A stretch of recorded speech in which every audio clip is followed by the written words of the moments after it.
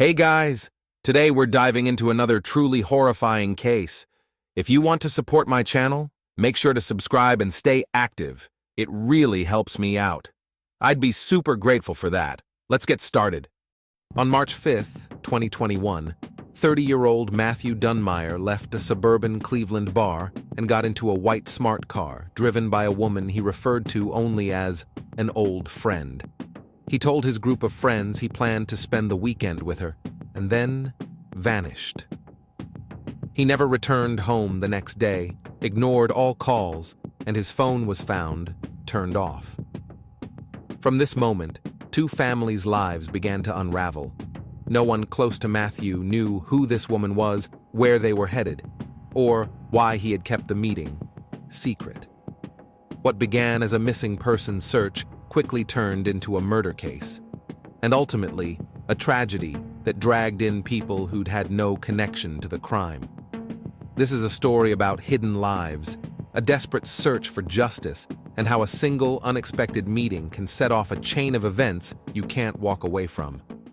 Matthew Dunmeyer was born on November 26, 1989 in Hudson, Ohio, to Tommy and John Dunmeyer.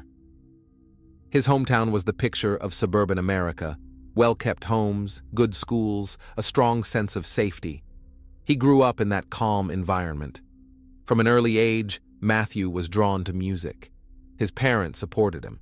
He started playing guitar at 6, later learned other instruments. As a teen, he got into rock music, went to concerts with old friends from elementary school. Academics weren't his strong suit. In high school, he did just enough to pass, showing little interest in schoolwork. After graduation, he chose not to go to college. Instead, he took a sales job at a local shop and stayed in town. At 20, he met a woman whose name isn't given in case files. A year later, they moved in together. Soon, their son Caleb was born, and 2 years after that, their daughter Adriana arrived. Though he became a young father, those who knew him say he was a hands-on parent and a family man. He held a steady job, stayed in touch with friends, and lived an outwardly stable life. Chelsea Perkins was born the same year as Matthew and graduated from the same high school in 2009, though they weren't classmates. After earning her diploma, she joined the U.S. Coast Guard. She spent several years serving in Texas aboard a small vessel. During that time, she met her future husband. They later married and had 2 children before relocating to Virginia. After leaving military service, Chelsea began working online, creating adult content under the alias Selena Savage. She opened an account on OnlyFans and promoted it via Instagram. This work brought her a steady income, comparable to what she earned in the Coast Guard. All her content was posted under her stage name, helping her maintain a boundary between her public persona and her private life. Although both families appeared to be living stable lives, neither Matthew's friends nor Chelsea's relatives had any idea the two had ever been in contact. Up until 2021, there was no sign they knew each other. It all started with what seemed like a harmless message exchange on social media. Nothing that caught the attention of anyone close to them. No one could have predicted how this online connection would lead to such devastating consequences. Friday, March 5th, 2021. After work, Matthew Dunmeyer headed to Tiki Underground, a bar he often visited with coworkers and longtime friends. That evening was no different. He had arranged to meet a few people for their usual catch-up over drinks. They started gathering around 5:30 p.m., planning to keep it short, as everyone expected to be home by dinner. As the group chatted, they talked about weekend plans. Some suggested a quick trip outdoors, others mentioned errands or family time. When it was Matthew's turn, he said he was unavailable. He told them an old friend from Virginia had come into town and they'd planned to meet up and hang out. That immediately sparked curiosity. A few people started asking who this woman was, how they knew each other, and why he hadn't invited her to join them at the bar. Matthew dodged the questions. He didn't mention her name or share any details. All he said was that they were going to stay at an Airbnb outside the city and go for a walk in the park the next day. The reaction among his friends was quietly uneasy. Many were surprised he was heading out overnight with someone no one had ever heard of, especially since he was in a relationship and living with the mother of his son and daughter. Several of those at the table had known him since school and couldn't recall him ever mentioning any friend from Virginia. His behavior didn't seem like him. Usually, he was open about his plans and personal life. At one point, Matthew received a message on his phone. He read it, stood up, and said his ride was about to arrive. One of his co-workers, who happened to be his direct supervisor, offered to walk him to the parking lot. He later admitted he was just curious and wanted to see this mysterious companion. By then, it was already dark. Matthew approached a white car parked a short distance from the entrance. From the shape, it looked like a Smart. A dark-haired woman was in the driver's seat. Because of the lighting and distance, her face wasn't clearly visible. The supervisor said goodbye to Matthew and went back inside, telling the others what he'd seen. Matthew's exit left the group with an odd feeling. The conversation continued, but the mood had shifted. Some started speculating about a possible affair, others were simply puzzled by the secrecy. None of them imagined they were seeing him for the last time. The morning of March 6th, 2021, didn't immediately raise alarms for those close to Matthew Dunmeyer. He had mentioned in advance that he planned to return home by that evening, so no one had reason to be concerned early in the day. But as the hours passed, Matthew remained unreachable. Calls went unanswered, and his phone was found to be switched off. By 8 p.m., his partner began calling around to his friends, trying to find out if anyone had heard from him or knew where he might be. A few confirmed they had seen him the previous night at Tiki Underground, and that he had left with a woman getting into a white Smart car. None of them knew who she was or where they were headed. They hadn't heard her name before. There weren't even any guesses. That realization only added to the growing sense of unease. It became clear that Matthew had deliberately kept the details of the meeting private, even from those he had known for years. By then, his partner had checked every possible line of communication. No responses. The last message she received from him came in at 10:49 p.m. the night before. Since then, there had been no activity, no calls, no texts, and the phone remained out of service. More than 24 hours had passed since he had walked out the door. It wasn't like Matthew to vanish without a word. Late that night, on March 6th, Matthew's parents went to the Hudson Police Department. They filed an official missing person report. His mother was adamant that he would not have disappeared voluntarily. According to her, Matthew wasn't the kind of person to just walk away, especially not without contacting his son, daughter, or longtime partner. The family stressed that nothing like this had ever happened before. The officers took the report seriously. Although Matthew was legally an adult, the details described raised enough concern for law enforcement to begin a preliminary search. Within hours, they started checking local hospitals, detention centers, nearby hotels, and accident reports. But nothing came up. Without access to Matthew's phone data, investigators had limited tools at their disposal. No one knew where he planned to spend the night. He hadn't mentioned the name or location of the Airbnb. The identity of the woman he met remained unknown. The only lead they had was that she had been driving a white Smart car. That wasn't enough to launch a broader search outside city limits. Efforts to locate Matthew in Hudson and the surrounding areas led nowhere.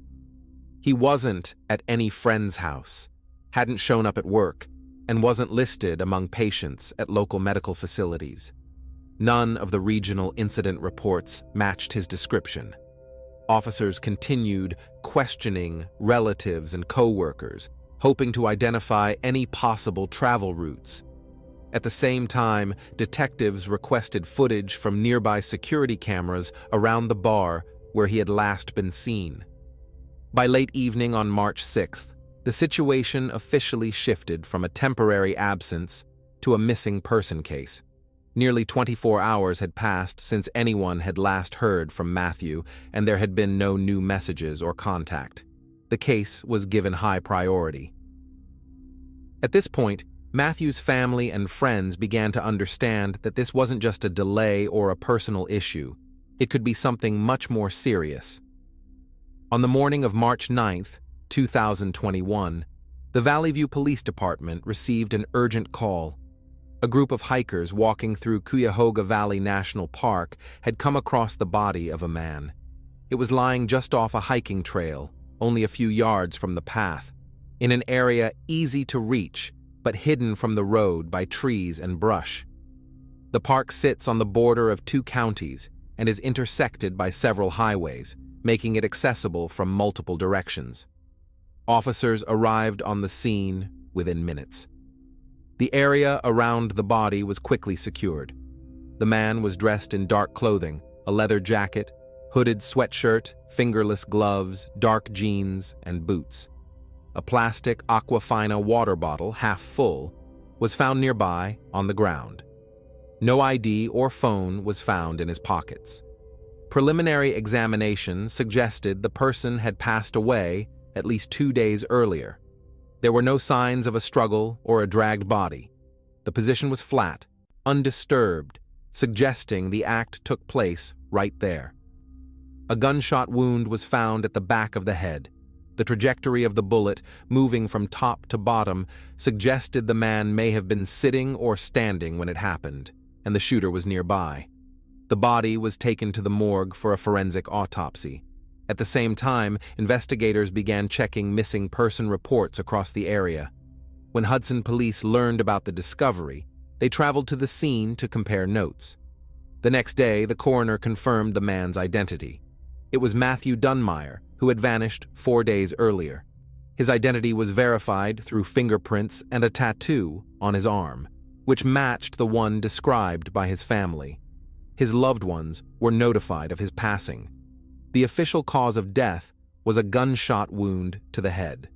With this confirmation, the case was reclassified as a criminal investigation.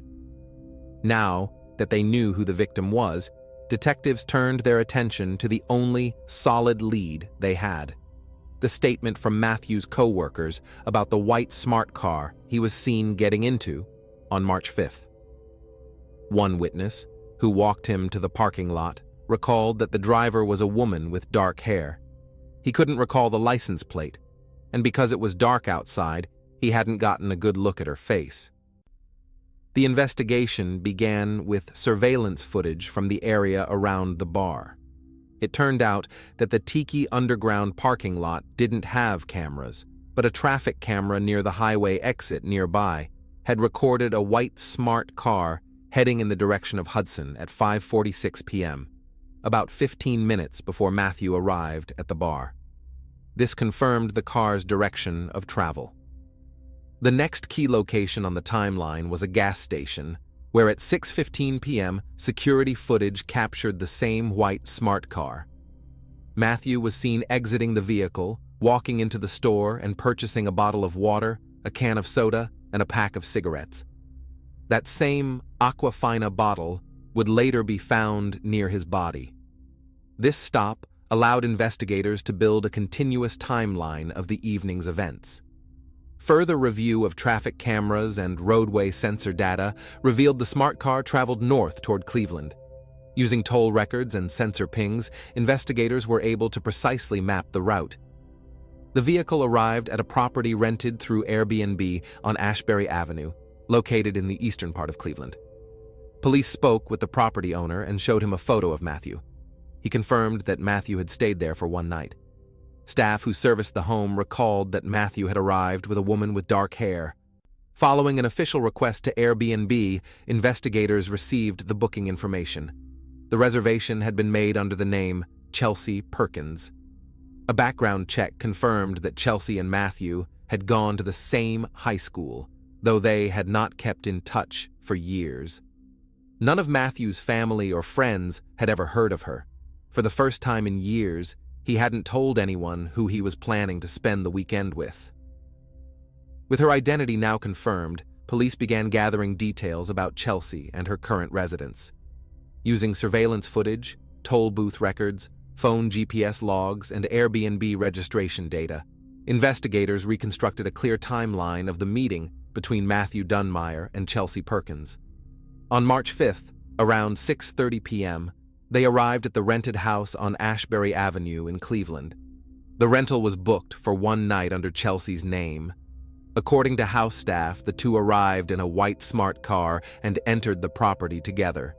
Nearby surveillance footage confirmed the vehicle remained parked outside the home throughout the night. There was no recorded activity around the property until morning. At 8:37 a.m. on March 6th, both Chelsea's and Matthew's phones began to move. GPS data showed they had left Cleveland and were heading toward Cuyahoga Valley National Park. At 9:45 a.m., both phones connected to a cell tower located near the park's southern entrance. This matched the previously tracked route captured by traffic cameras.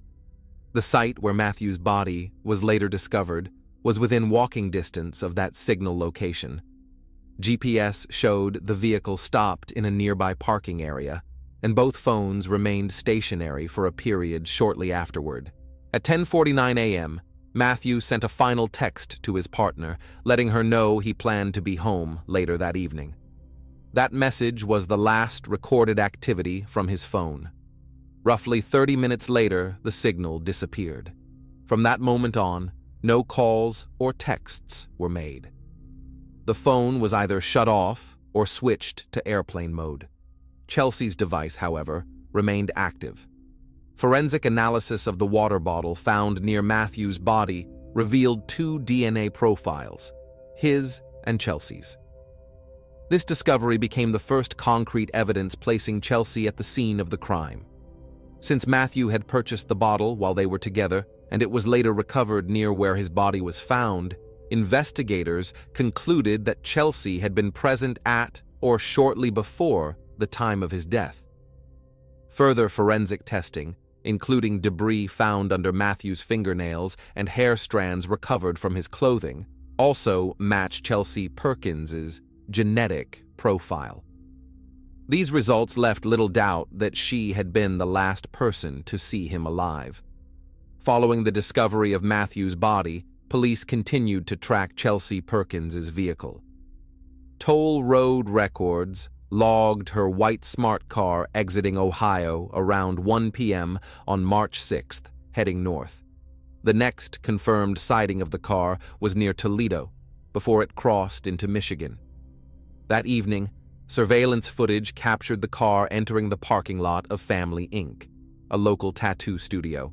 According to staff at the studio, a dark-haired woman arrived alone, presented an ID bearing the name Chelsea Perkins, and scheduled a service. She remained in the shop for several hours, during which she received a new tattoo. The employees noted no signs of stress or unusual behavior. She paid in cash and left afterward. Later that day, Chelsea posted a photo to her personal Instagram page, standing in front of a mirror at the tattoo parlor. The image showed the fresh tattoo, with a caption that read, "What an amazing weekend." The geolocation data confirmed that the post had been made from within Michigan. There was no mention or indication of what had transpired earlier that morning. On March 7th, surveillance cameras tracked Chelsea's car traveling southeast toward Virginia. She returned to her residence in Arlington and resumed her routine. There were no signs that she felt pressured or was attempting to hide. Over the following weeks, she remained active on social media, sharing everyday posts with no reference to the events in Ohio. On March 30th, 2021, law enforcement obtained a warrant to search Chelsea Perkins' home in Arlington, Virginia. By that point, over 3 weeks had passed since Matthew Dunmeyer's death. Investigators had gathered substantial grounds to proceed. Her confirmed presence with Matthew at the park, physical evidence linking her to the scene, the documented travel route, their shared Airbnb reservation, and corroborating data from surveillance and phone records. On the day of the search, FBI agents arrived at Chelsea Perkins' residence. Chelsea herself answered the door and cooperated without resistance. During her interaction with the federal team, she expressed surprise at their visit and declined to answer any questions without an attorney present. During the search, officers discovered a 9mm Springfield Armory semi-automatic handgun. The firearm was legally registered in Chelsea's name. Forensic testing later confirmed that this exact weapon was used in the fatal shooting that resulted in Matthew's death. Investigators also seized electronic devices, documents, personal belongings, clothing, and accessories consistent with surveillance footage from Cleveland and the national park. With the combined DNA evidence found on the water bottle and under the victim's fingernails, law enforcement had assembled a solid case. Despite the mounting evidence, Chelsea Perkins was not immediately taken into custody. In the months following Matthew's death, she continued living in Virginia, did not relocate, and maintained a public presence with no visible signs of distress. This inaction by the authorities deeply frustrated Matthew's family. His mother, Tommy Dunmire, took it the hardest. Tommy refused to accept that the primary suspect in her son's case remained free. In her view, the justice system was failing to act. Letters and appeals sent to detectives and the prosecutor yielded no clear response. Neither she nor her husband was given a timeline for a possible arrest. Officials cited procedural requirements as the reason for the delay. The ongoing situation took a severe toll on Tommy's mental health. She stopped sleeping, spending nights at her computer, gathering every bit of information she could find about Chelsea.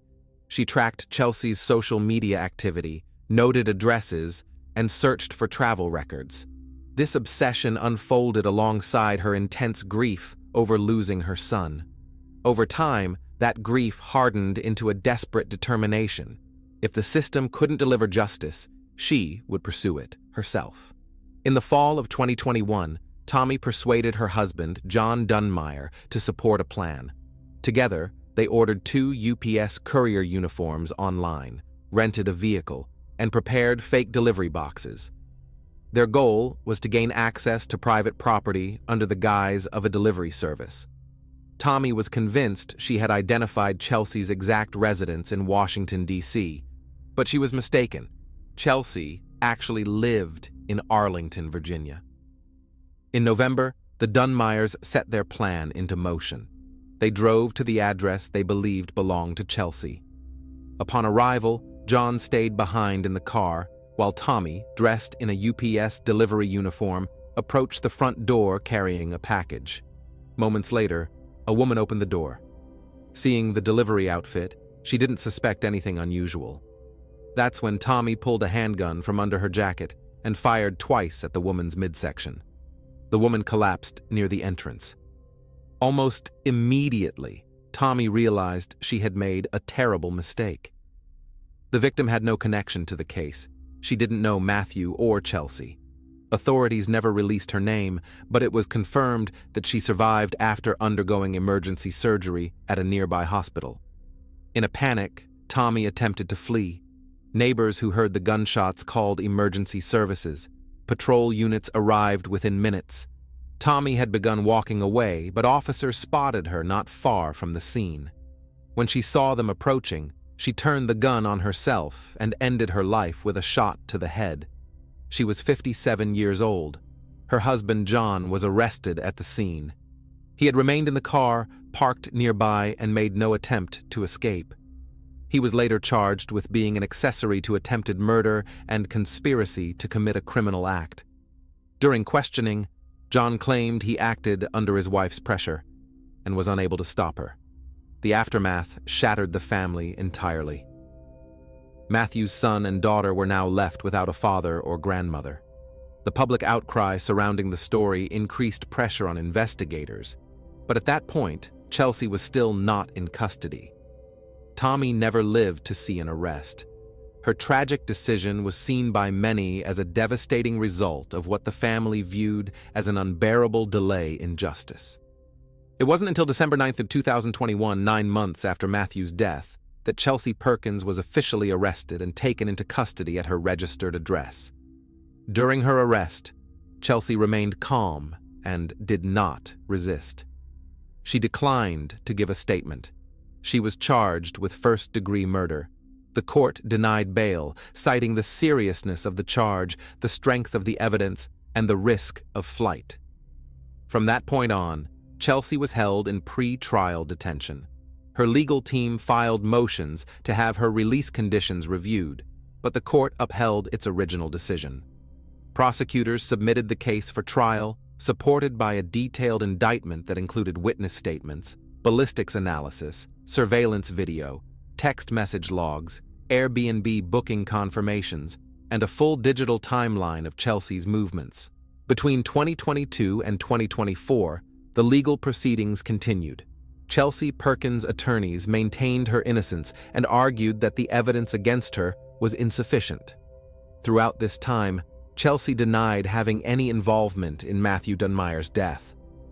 Her stance remained unchanged until the spring of 2025.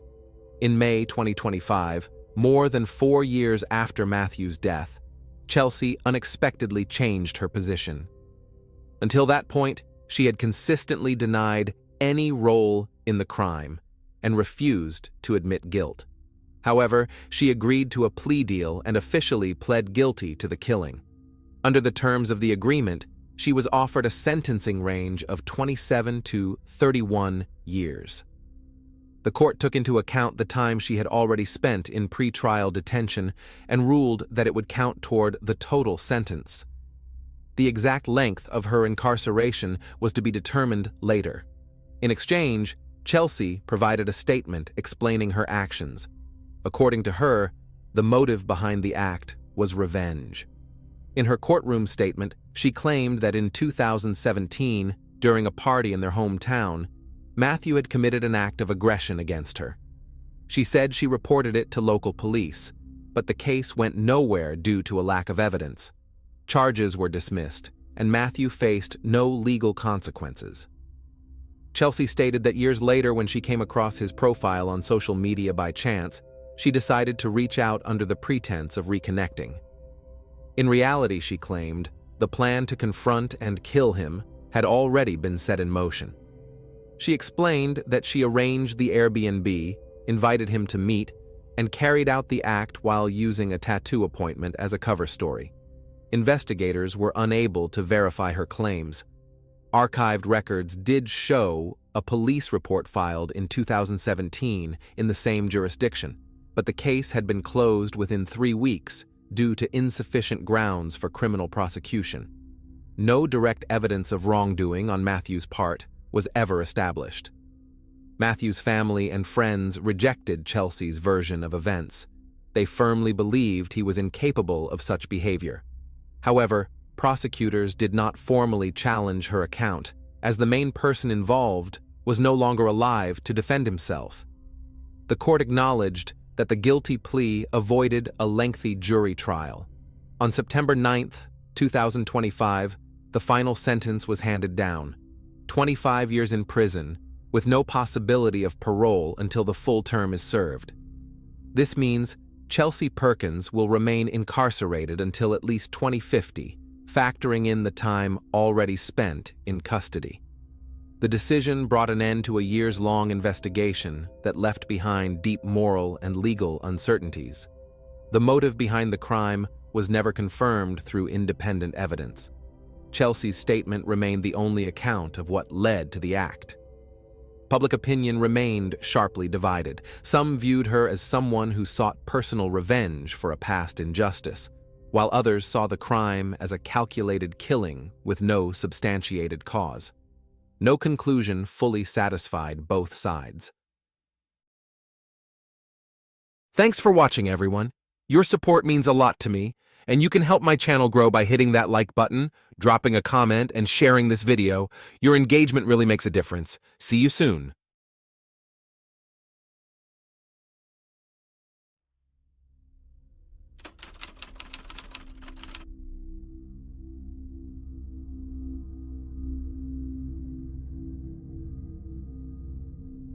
Hi guys, my name is Jack, and today we're going to take a look at another horrible case with you. Today we will visit Ireland, the country known as the Emerald Isle. Ireland is located in the northern part of the Atlantic Ocean. It is known for its stunning scenery, rich history, and friendly people. The country has a rich cultural heritage, and traditional music, dance, literature, and art form a large part of its identity. Overall, it is a vibrant and welcoming country with a unique culture and history, making it a popular destination for tourists and a great place to live. But in our story, the protagonist was not lucky enough to meet with friendliness, and the hospitality of her native country played a fatal role in her fate. On January 12, 2022, Ashley Murphy finished her schoolwork. She drove her red car off the grounds and into the parking lot near the shore of the Grand Canal in Tullamore County, Offaly. She left the parking lot on foot, wearing a dark blue sports jacket, dark blue leggings, a white t-shirt, a gray scarf, blue sneakers, and a pink wool cap with a brown pom-pom. She was wearing an engagement ring and a gold necklace with the name Ashley on it, and a smart watch with an activity tracker connected to her smartphone.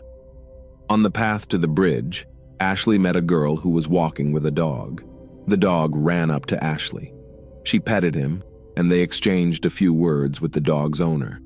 Ashley was watching her health and liked to walk briskly in the fresh air. She had walked about 2 miles and was on her way back to the parking lot when, from behind, a strong hand grabbed her neck in a strangling motion and dragged her into a ditch. The canal bank in Cappencourt, known as Fiona's Way, was popular with joggers and hikers. 2 female friends exercising by the canal witnessed the attack. They noticed a mountain bike in the hedge next to the towpath and heard a loud rustling in the ditch below it. Believing someone may have fallen off the bike, one of them shouted, "Are you okay? Do you need help?" The second girl stepped off the sidewalk and peered over the hedge into the ditch. She noticed a man leaning over the woman and holding her by the throat. They saw the legs of the woman lying there, twitching vigorously like scissors. Fear and terror seized the girls. They screamed in the hope of frightening the man, but the screams did not frighten him, but only made him angry. He roared at them like a wild wolf. The girls roused themselves and hurried to get help. At Digby Bridge, they encountered 2 male cyclists and 2 waterway workers. The cyclists rode up to the scene of the attack and found the still body of a tortured girl in a ditch, her face covered with hair sticky with blood. One of the cyclists who discovered the girl's body called emergency services. 2 police officers arrived on the scene 10 minutes later. The boy indicated the girl's location in the ditch. The police unzipped her jacket and began attempts to resuscitate her, taking turns doing chest compressions. Paramedics arrived in conjunction with police officers and pulled Ashley Murphy, who was still alive, from the ditch and actively continued to resuscitate her. There were numerous open wounds on the right side of her neck.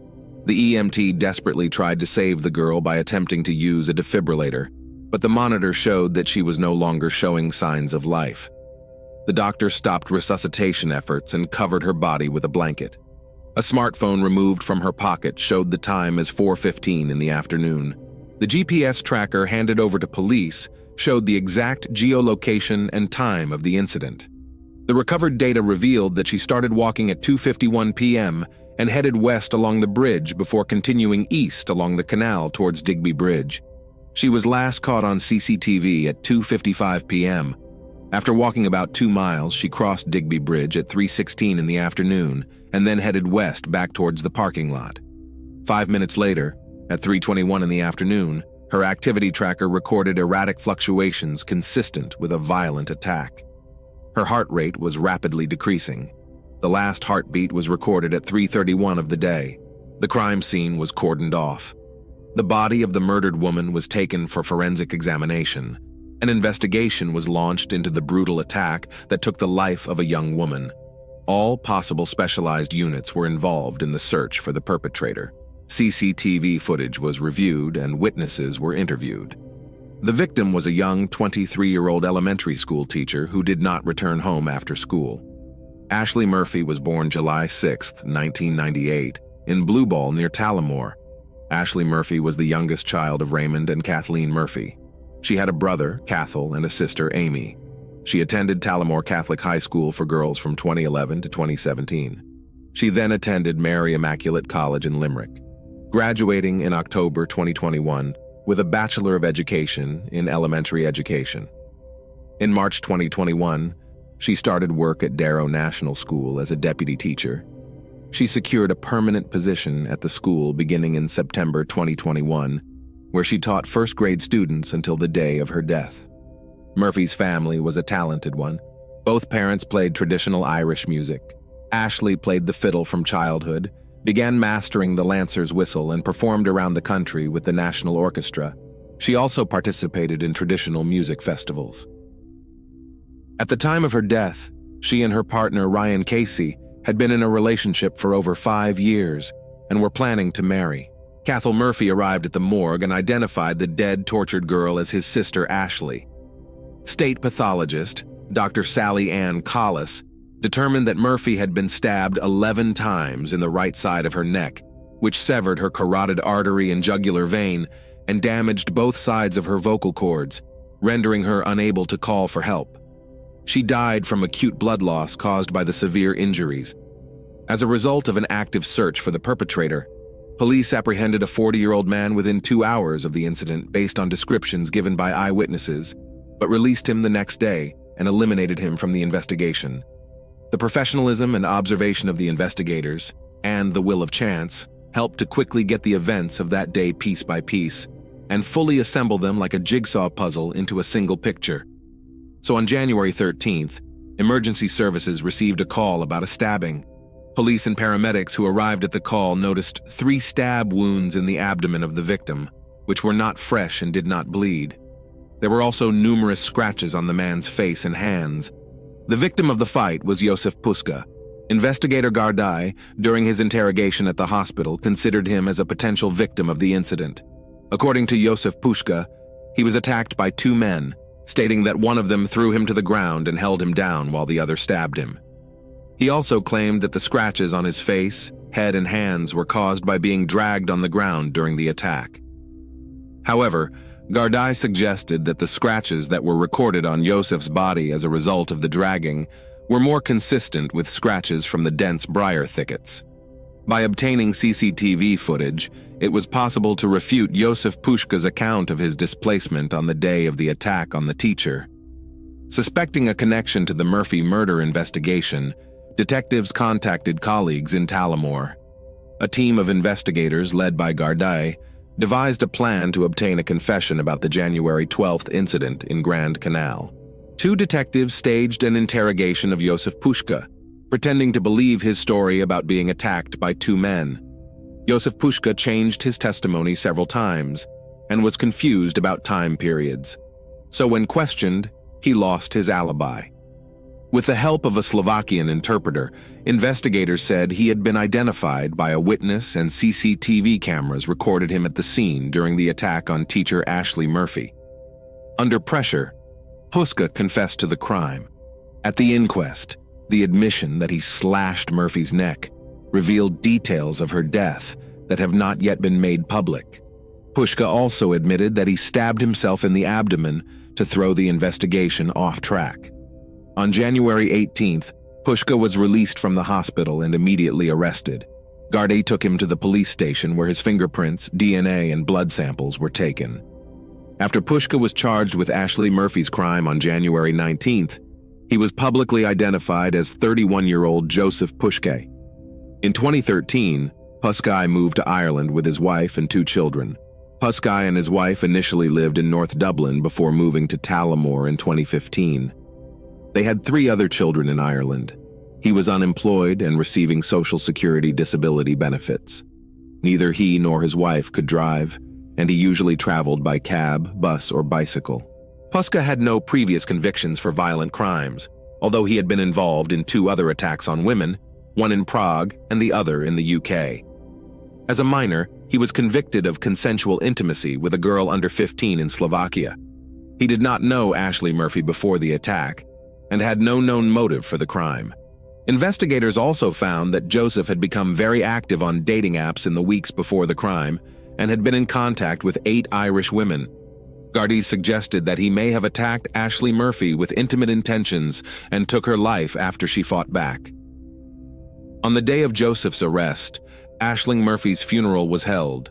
Her funeral mass was held on January 18, 2022 at St. Brigid's Church, County Offaly. Among those present were the President of Ireland, the Prime Minister, the Minister for Justice, and the Minister for Education. Ashley's former pupils from Darrow National School lined up in a guard of honor outside the church, each holding a picture of her and a red rose. Schools and colleges across the country observed a minute's silence in her memory at 11 a.m. Her sister, Amy, described Ashley as the light of our lives and the heart of the family. Her lover, Ryan Casey, said, "She was my soulmate. She is my soulmate. She will always be my soulmate. She is the greatest love of my life." Aisling Murphy was buried in the Lower Town Cemetery. Joseph Cannon's trial was scheduled for June 6, 2023. The trial was postponed because the prosecution needed additional time to respond to the defense's expert report. The trial began on October 17, 2023, before a jury of 9 men and 3 women presided over by Mr. Justice Tony Hunt.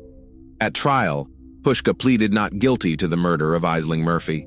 During the trial, the jury heard evidence seized from CCTV and geolocation of Ashley and Pushka's movements on the fateful day. The court heard testimony from several eyewitnesses and was able to establish that Cannon confessed to the crime 2 days after Murphy's death. Forensic evidence was also heard in relation to DNA and fingerprints. The jury was told that Pushka's DNA matched DNA taken from the handlebars of a mountain bike found at the crime scene, while his fingerprints were found on the seat of the bike. In addition, Cannon's DNA matched 1 time out of 14,000 with male DNA found under Murphy's fingernails after she tried to fight off her killer. The prosecution argued that the evidence obtained against Cannon was more than enough to prove and convict. Joseph Cannon's defense argued that in this case, he was an innocent victim who was stabbed 3 times by Ashley's attacker, and he was trying to protect her. Joseph presented to the court how an unknown man wearing a surgical mask stabbed him 3 times in the stomach before killing Ashley Murphy. He claimed he tried to help Murphy deal with her injuries, but then left the scene because he was too scared. He claimed he had no memory of confessing to the crime. The defense argued that Pushka confessed while under the influence of medication following surgery, a surgery that a medical expert testified could have influenced his confession. However, an expert pharmacologist, Professor Michael Ryan, refuted this claim, saying that it is impossible for someone to confess to a crime after a small amount of medication. In addition, Pushka has previously given several different accounts of the events of January 12th and has already admitted that he lied to Gardaí on several occasions, including when he claimed he was stabbed in a fight. On November 9, 2023, after a trial that lasted more than 3 weeks, the jury deliberated for only 2 hours before reaching a unanimous verdict of guilty for suspect Joseph Pushka. The judge said he was pleased that the jury would not spend any more time considering the nonsense that Pushka put forward in his defense. He said there would be a day of reckoning for Joseph and said, "There is evil in this chamber. There is no doubt about it." The jury heard he stabbed Ashley Murphy several times in the neck, causing her to die from acute blood loss. Joseph Puszkai, an immigrant from Slovakia, was sentenced to life in prison with parole eligibility after 12 years. Murphy's mother held up a photo of her daughter in court during the judge's comments. Murphy's friends and family applauded as the jury left the box. Speaking outside the court after the verdict was announced, Murphy's brother Cathal thanked the jury for their patience and fortitude throughout this incredibly difficult trial. He said his sister had been subjected to unfathomable abuse and stated, "The trial cannot bring back our dear Ashley and cannot heal our wounds. But we are relieved that this verdict does justice. It is simply imperative that this vicious monster never be able to harm another woman again." In June 2023, the Slovakian nationals, Cannon's wife, as well as 2 of his brothers and their wives, were arrested and charged with withholding information related to the Ashley Murphy investigation. All 5 were placed under arrest in December 2023. Their trials are scheduled to begin in April 2025. In January 2023, the Murphy family established the Ashley Murphy Memorial Fund to support traditional Irish arts, culture, and heritage for young people. Mary Immaculate College and the Irish National Teachers Organization have jointly established the Ashley Murphy Memorial Entrance Scholarship, awarded annually to a first-year undergraduate student who demonstrates exceptional achievement and talent in the field of traditional Irish music. Comhaltas Choltuari Arian established 3 scholarships in her memory, one to support artists working in the traditional arts, one to support music education for young people, and one to support research into Irish traditional arts. People across Ireland have expressed shock and sadness at the death of teacher Ashley Murphy. The President of Ireland expressed his deep sympathy, grief, and sense of loss, and paid tribute to her short but brilliant and generous life. The crime has intensified the debate about the safety of Irish women, many of whom have shared their experiences of gender-based violence not only on social media, but also at ongoing meetings. At one of Ashley's memorial rallies, a female officer involved in the search for the perpetrator read a victim impact statement from Ashley Murphy's mother, Kathleen Murphy, which read, "As a parent, you want your child to enter this world and live a full and meaningful life, while being acutely aware of how fragile their safety is, wanting to protect them. I failed to protect my darling Ashley, and now she is gone forever." The statement called Cannon an evil monster and said he should never see the light of day again. Ashley Murphy's fiancé, Ryan Casey, has recalled how they met at a local disco at the age of 15. He described how they planned to get married, build a house together, and start a family. Turning to Cannon, he said, "Because of you, I lost my Ashley. I lost everything I ever wanted in life. I will never marry my soulmate again and see her smile." He also told Pushka, "You smirked, you smiled, and you showed no remorse throughout this whole trial. That makes you the epitome of pure evil. You will never hurt a woman again."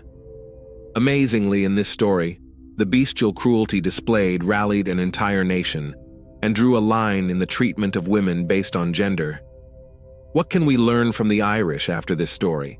Most likely their solidarity response to the national catastrophe that is any femicide, the participation in the movement against femicide of the highest-level politicians and the most prominent cultural figures, and the concern of the common man, because anyone can become a victim, and it is in everyone's interest not to let it happen.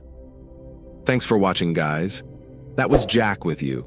Subscribe to the channel. There are many shocking stories ahead.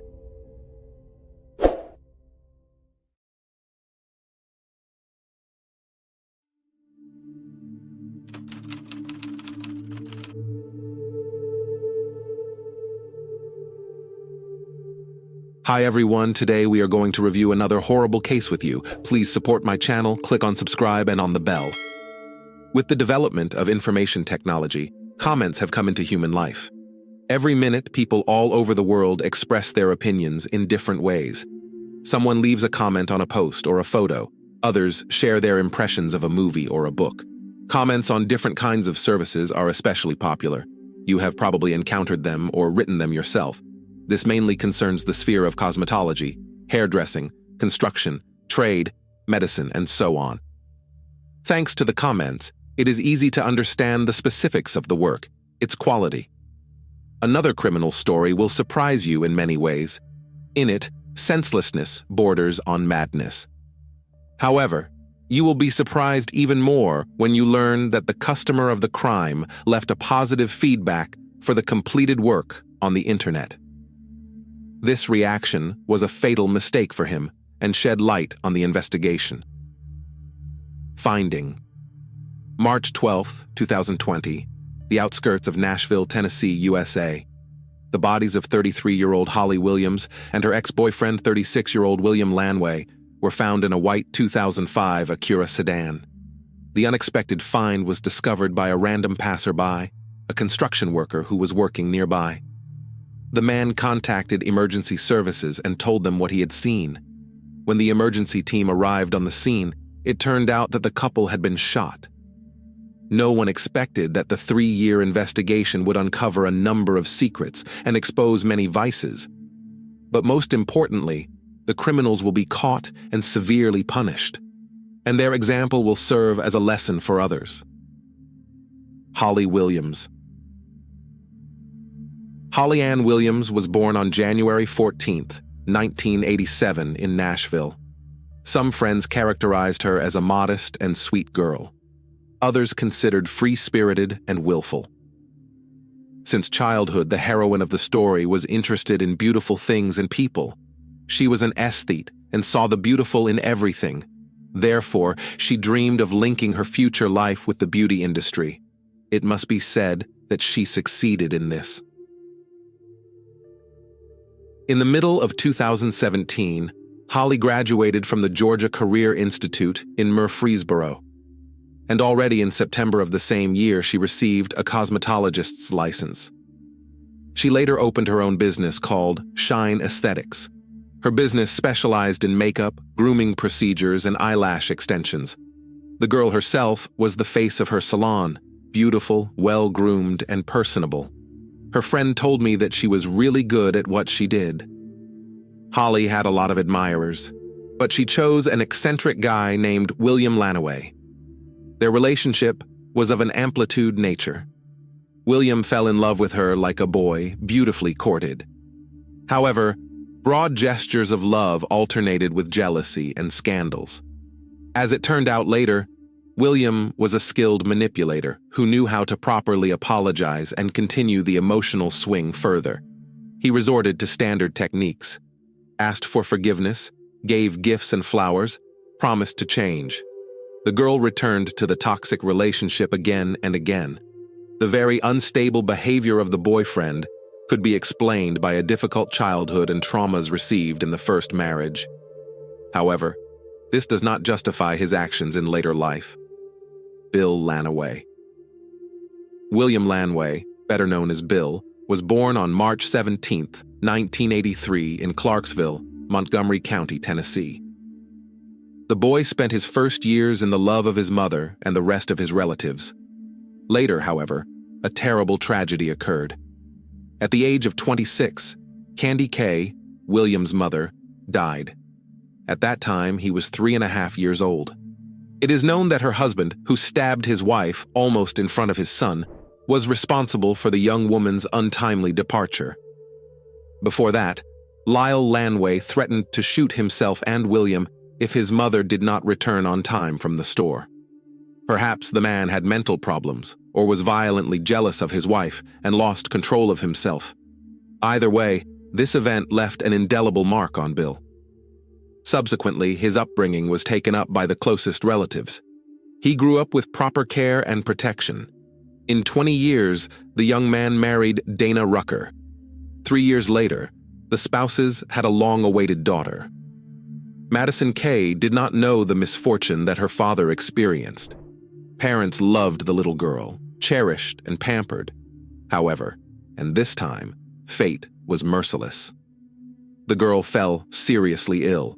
She was diagnosed with brain cancer. Unfortunately, the treatment was ineffective, and September 21, 2011, the baby became an angel. Chetta Lanaway could not recover from grief. Gradually, the relationship between the spouses broke down, and they decided to divorce. For a long time, Billy was depressed, withdrawn. However, life went on further, and he needed to accept reality. In everyday life, the man behaved shyly, tried not to show his feelings. However, sometimes he had nervous breakdowns and outbursts of aggression. Billy found an outlet in the work of a mechanic. Friends remembered that pulled him out of a depressed state for a long time, and finally, his new girlfriend did. The vicissitudes of love. At one point, life smiled at Bill. He met Holly Williams. It is worth noting that the character of the man contributed to this. When he visited parties or bars, he became cheerful and sociable. Young people liked each other and quickly began to meet. Everything was good, the lovers spent a lot of time together. However, later their relationship lost its former ease. Bill repeatedly provoked quarrels and raised his hand against his girlfriend. When she realized that it was time to leave, Bill began to manipulate the situation with his daughter from his past. Because of this, the young woman did not leave him, tried to support him. But all patience comes to an end.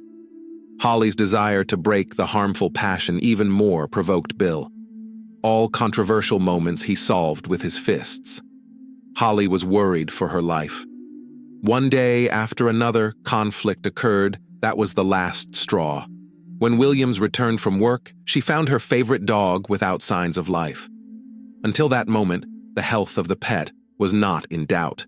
Therefore, despite the fact that the boyfriend denied his involvement, she decided that it was his doing. Thus, he took revenge on her and threatened her for the future. After that, the young people finally parted. Nevertheless, Bill did not leave her alone, calling and stalking her. On one such day between them, there was another altercation which ended in a showdown in the police. Bill was arrested for aggravated assault as well as kidnapping. Holly got a restraining order against him. However, just a week later, the two were found dead. An accident or a double murder? To a random eyewitness who called the emergency services, it seemed that the car found was involved in a traffic accident. The vehicle was at a construction site in the southwest part of the city. It had apparently rolled onto the curb and hit a tree. The reporting party believed that the people inside were injured in the accident. However, that was not what actually happened. Police noted that the man and woman were in the back seat in an unnatural position. In addition, the couple had gunshot wounds. The marks that were found in the passenger compartment were uncharacteristic of a typical impact in a collision. Also, the victims had no identification or personal belongings on them. When the victims were identified, it came as a surprise to law enforcement officers that they were dealing with a couple that had recently been in police reports. Versions. The first theory put forward by detectives was a crime of passion. It was assumed that Bill killed Holly and then ended his life. However, soon, this version was excluded. When communicating with the close entourage of the couple, confirmed that in recent months, the relationship between them was really heated. Holly even installed reinforced locks and CCTV cameras in the house. When reviewing the footage, it was found that Bill had come to her house more than once, wandering around looking for something. But what he was doing it for was unclear. However, such behavior spoke of the man's fixation and unwillingness to let go of the past. Later found witnesses who claimed that they saw the couple in the evening of March 11th calmly talking to each other. No aggression. At the same time, Bill was not noted. Perhaps their relationship was experiencing a new round, or they decided to keep friendly communication. In any case, the initial assumption of the investigators was dispelled. No murder weapon was found during the examination of the vehicle. If the man killed the woman and then committed suicide, where did the gun go? At the same time, the forensic results established that Bill could not have inflicted such wounds on himself, and every bullet fired was fatal. It looked like someone who knew how to handle firearms was at work. Things like cell phone, documents, and money were found in everyone's house, which means their trip wasn't a long or planned one. Holly and Bill may have been victims of kidnapping and murder. One thing is clear: they were murdered, then stuffed inside the car and then pushed off the side of the road. A third person wanted to stage the accident to cover up another crime, but he didn't do it properly, maybe in a hurry. At the same time, no evidence or fingerprints were found in the car. The investigation suggested another version of what happened was revenge. After the detectives talked to the relatives of the victims, it turned out that because of the fiery temper, Bill has not once got into trouble. It's possible that he had ill-wishers and enemies, and his behavior could have provoked someone to retaliate. But even that hardly explained the death of his ex-girlfriend. She was the complete opposite, calm and peaceful, but at the same time could have been an unwanted witness to something. Investigation. In search of the perpetrator, recent contacts of the victims were studied. The contents of mobile devices and laptops were analyzed. Curious information came to light. The same number was listed in the messengers of both. However, it was not possible to check it at once, which only heightened suspicions. Such numbers are usually used to conceal identity and are often associated with bad purposes. However, this method is not 100% secret, because it leaves a trace that can be detected by an experienced programmer. To identify the owner of the number, the authorities had to turn to the specialists of the Federal Bureau of Investigation. In parallel, there was a study of CCTV footage from Holly's house. It turned out that shortly before the tragic events, 3 unknown men broke into her home. All were thoroughly prepared, dressed in black clothes, faces hidden under a mask. It was unclear what they were looking for, as they did not take anything with them. It is worth noting that there were many valuable things in the woman's house. The intruders carefully examined the house, studied it. When they found one of the cameras, they tried to disconnect it. However, apparently they were not afraid of being caught and were confident in their impunity. After they left, Holly returned from work. She noticed the stranger's presence and became very frightened. She barricaded the doors overnight and changed the lock the next day. Poor thing was trying to protect herself. But from whom? And for what reason? Detectives had doubts about the woman's identity. Perhaps her fears were unfounded and she was being threatened. However, what could Holly be involved in? Detectives decided to delve into her line of work and discovered the following. Layla Love. The beauty parlor wasn't Holly's only source of income. No, she was not engaged in substance trafficking or smuggling. From the age of 18, the girl worked part-time as an escort. It was there that she earned a lot of money, as she served VIP clients. And personal business was used as a hobby, as well as a cover and concealment of income. In the intimate sphere, Holly was known as Layla Love and dealt only with wealthy men. Others couldn't afford her.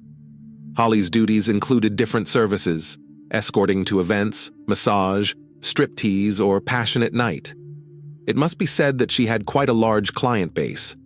Her bright appearance attracted men, and they were ready to do anything for the time spent with her next to her. During this period, she earned a large sum and ensured a trouble-free life. At the same time, gained a lot of envious people, persecutors, and enemies. The fact is that the woman did not particularly hide her second profession. Of course, she did not shout about it at every turn, but her close friends, as well as Bill, knew about it. It turned out that at the beginning of the relationship, she honestly confessed everything to Lanaway. Because of her large income, she did not want to stop working and considered it a mere formality. However, it wasn't. Her occupation could turn against her and attract dangerous clients. It was quite possible that the men who broke into her house were related to this. The CCTV images of the men were later released to the public, but due to the poor quality of the images, their release was not positive. First suspect. Clarification in the investigation came after the wanted subscriber was identified. He turned out to be a 30-year-old resident of North Carolina named Adam Carey. It turned out that the man is a former military man with special training, was convicted, currently working in a private security organization. In fact, he was a real mercenary and a killing machine. Remarkably, Adam's photo matched the man's face that Holly's camera captured. Detectives got into his background and found out that he's a pretty nasty character. He had previously served a 4-month sentence for impersonating a police officer. During the search in his apartment were found weapons, silencers, and telescopic sights, components of explosives, flashbang grenades. Curiously, he got off with a laughable sentence for possession of such a large amount of dangerous weapons, which means he had strong support and protection. It took investigators a lot of work to figure out the connection between Holly, her ex-boyfriend, and the mercenary. Since Adam was proficient in all kinds of weapons and fighting techniques, his job was to carry out serious assignments and guard dignitaries. After he came to the attention of the police, it was decided to bring the man in for questioning. For a long time, they could not get anything substantial out of him. Eventually, he was detained and given time to think about the situation. In the meantime, the investigators turned their attention to another figure who had surfaced as a result of examining the victim's contacts. There was someone else of interest among them. Lovers. Holly's hot fan turned out to be Eric Charles Mond, owner of Mond Toyota car dealership out of Austin, Texas. All in all, quite a famous person. For everyone around him, Mr. Mond was a model family man and father. In fact, he had weaknesses peculiar to many men, extramarital affairs on the side. The businessman often came to Nashville to visit his son, studying at a local college. At the same time, he was satisfying his secret desires. One day he met Holly, who impressed him with her appearance. They began to see each other periodically. On February 3, 2020, Eric, using an alias, contacted Holly by email. He said that he would soon be in town and hoped to meet him. A few days later, he again reminded me of himself. The next letter said, "Good morning, beautiful. I'm looking forward to today. I'm in Nashville. I'll meet you at the bar like last time. Text me when you get there." Apparently, the date went as arranged. However, on March 1st, he received several threatening messages. The unknown person blackmailed him that if he did not receive $25,000 for his silence, he would tell his wife about the secret connection, ruin his reputation and family. Naturally, this state of affairs did not suit the man, except he didn't realize who was really behind the correspondence. A private security agency. It is known that after that, Eric Charles Mond turned to his 47-year-old acquaintance, whose name was Gilad Peled. Gilad was consulting for a dealership to solve the parking lot homelessness problem and had a private security agency where, by a strange coincidence, the arrested Adam Carey worked. All that is known about the owner of the firm is that he organized his business after returning to Texas from Israel, where he had been living for some time. However, his company was not going through the best of times. The reason for this was the fact that the citizens of Texas have the ability to defend themselves independently and carry weapons. Despite this, there were still orders, but the security services were not very popular. Therefore, when Gilead was approached by Eric, the owner of the company was happy to get such a well-known and profitable client. A few weeks later, just after the murder of Holly and Bill, Eric left a positive comment on the site where private security companies are registered. At first glance, his comment contained nothing unusual. Eric praised the work done by Gilad's staff and was pleased with the result. There seemed to be a real breakthrough in the investigation. There was a connection between the murdered men, the suspect, and the wealthy businessmen. The only thing left to do was to get Adam to talk and unravel this tangle of secrets. Mercenaries.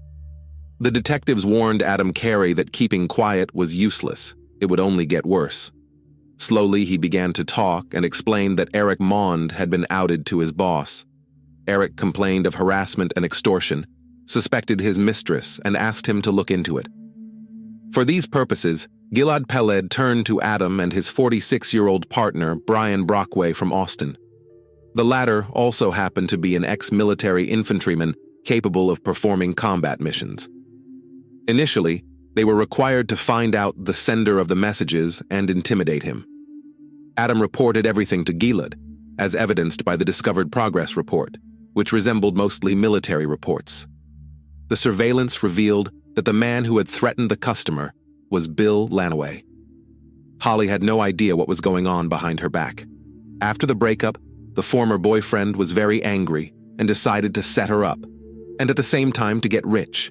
He found out about the relationship between Holly and Eric Mond and started texting him under an assumed name. When the truth came out, the monitors reported everything to the management. However, their mission was soon adjusted. Among the instructions was to silence unwanted witnesses to the affair by any means necessary. Eric Mond was terrified because after it became clear that the extortionist is Bill Lanaway, Bill again claimed to be the one.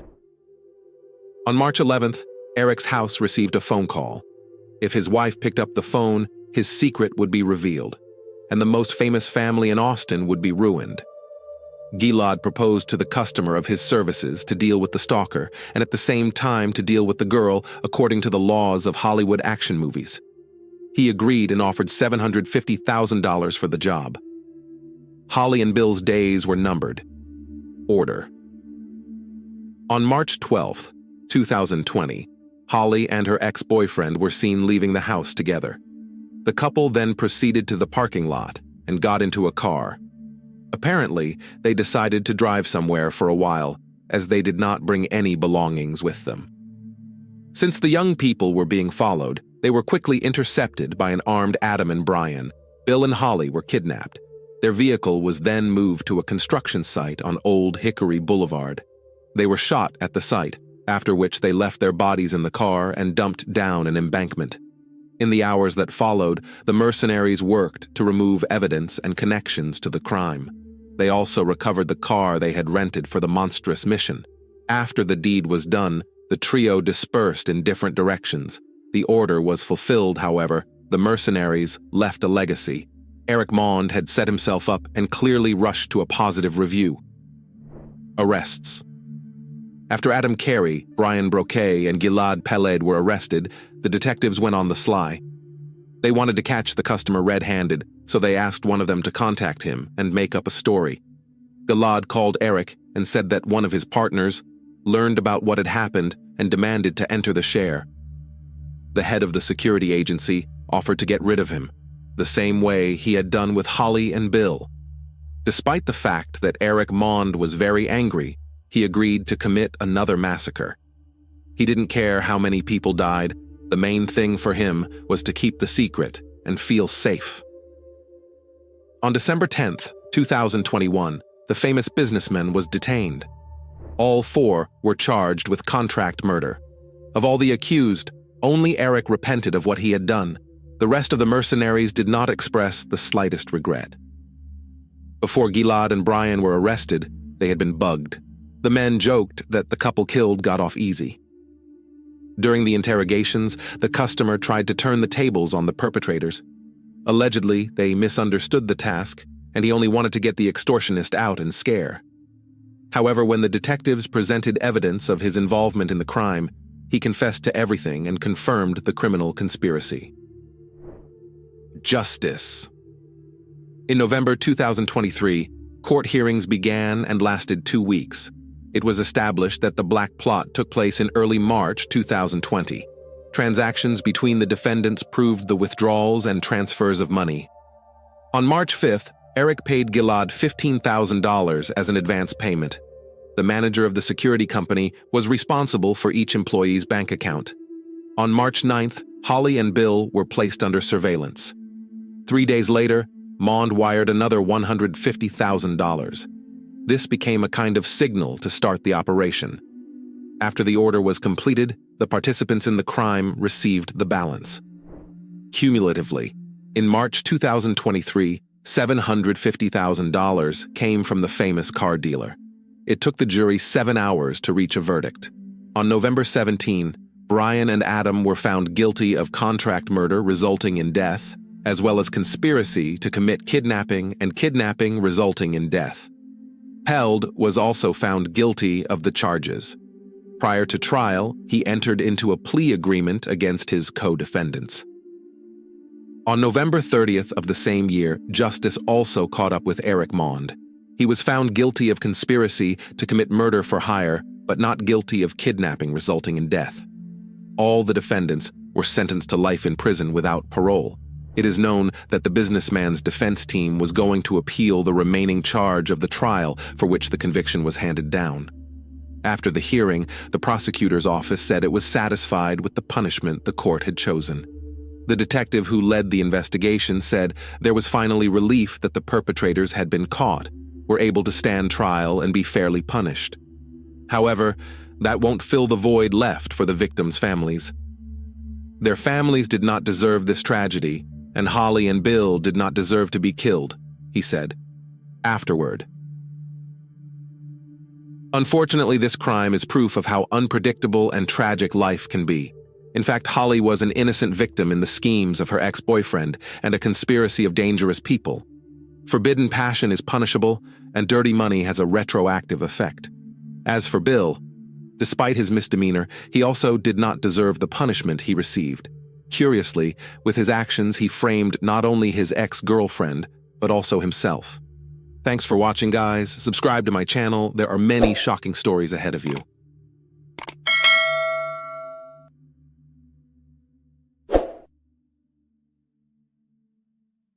Hey guys! Today we're diving into another truly horrifying case. If you want to support my channel, make sure to subscribe and stay active. It really helps me out. I'd be super grateful for that. Let's get started. A reckless venture is often described as a risky and highly questionable undertaking carried out in the hope of success.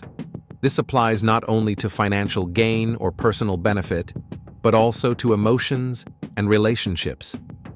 However, such a reckless approach is usually dangerous, leading to heightened psychological and physical tension, with consequences that can be unpredictable.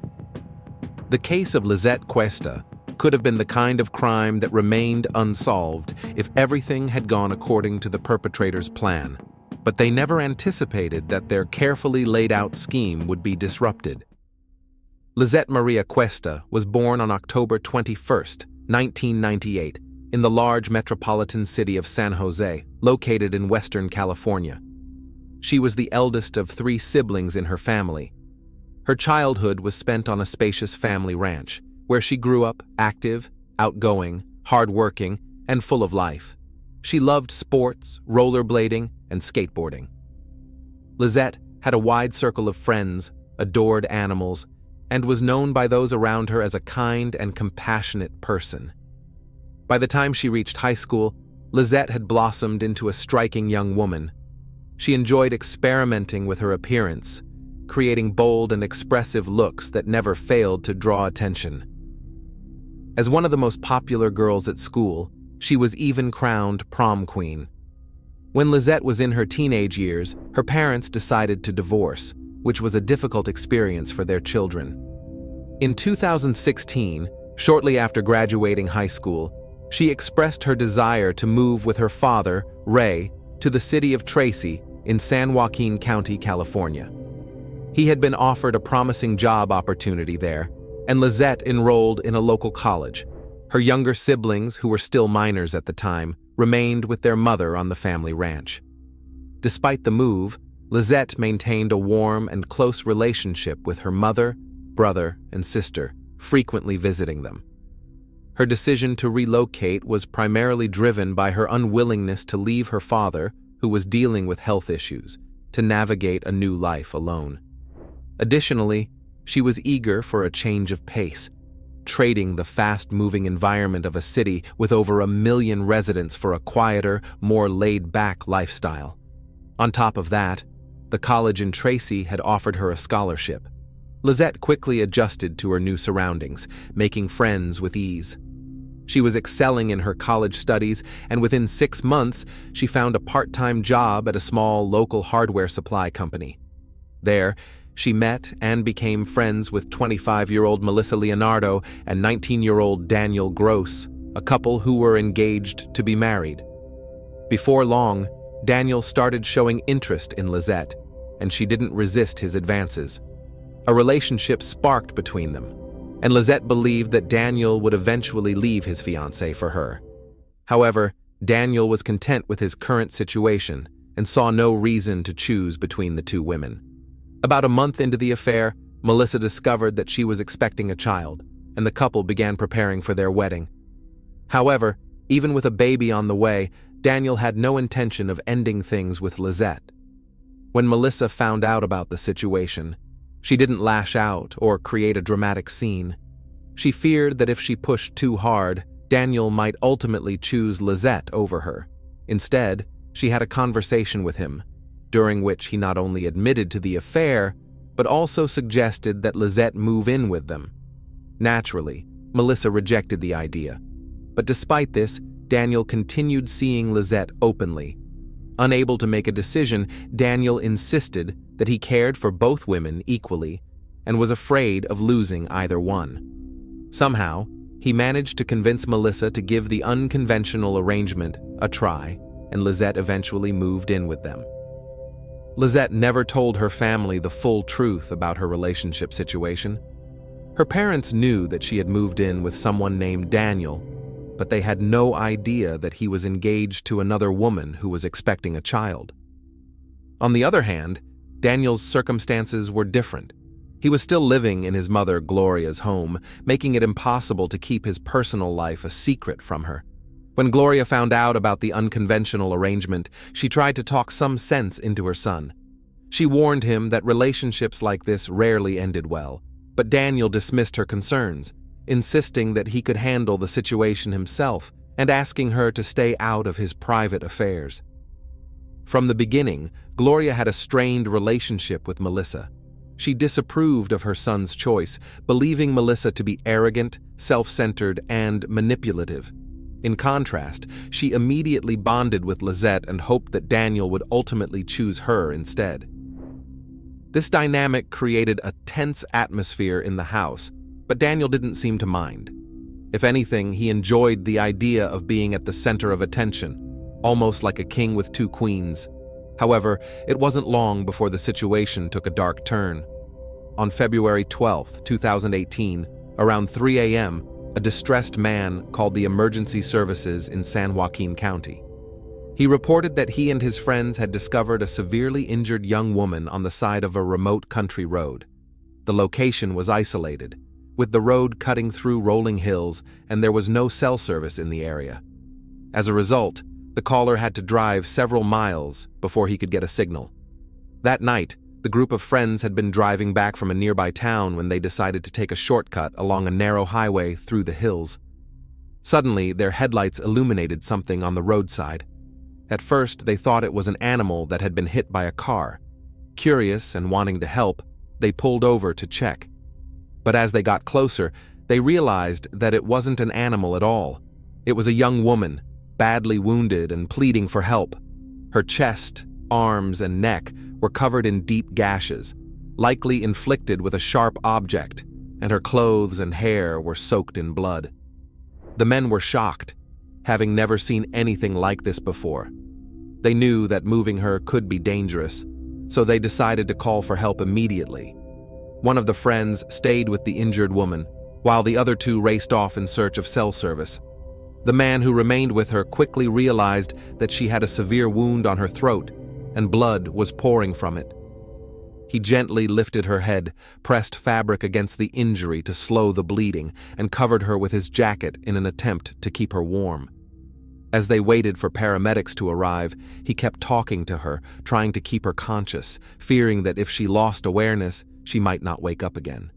He also noticed marks on her wrists, suggesting that she had been tied up at some point. But what could a young college student have possibly done to provoke such a brutal attack?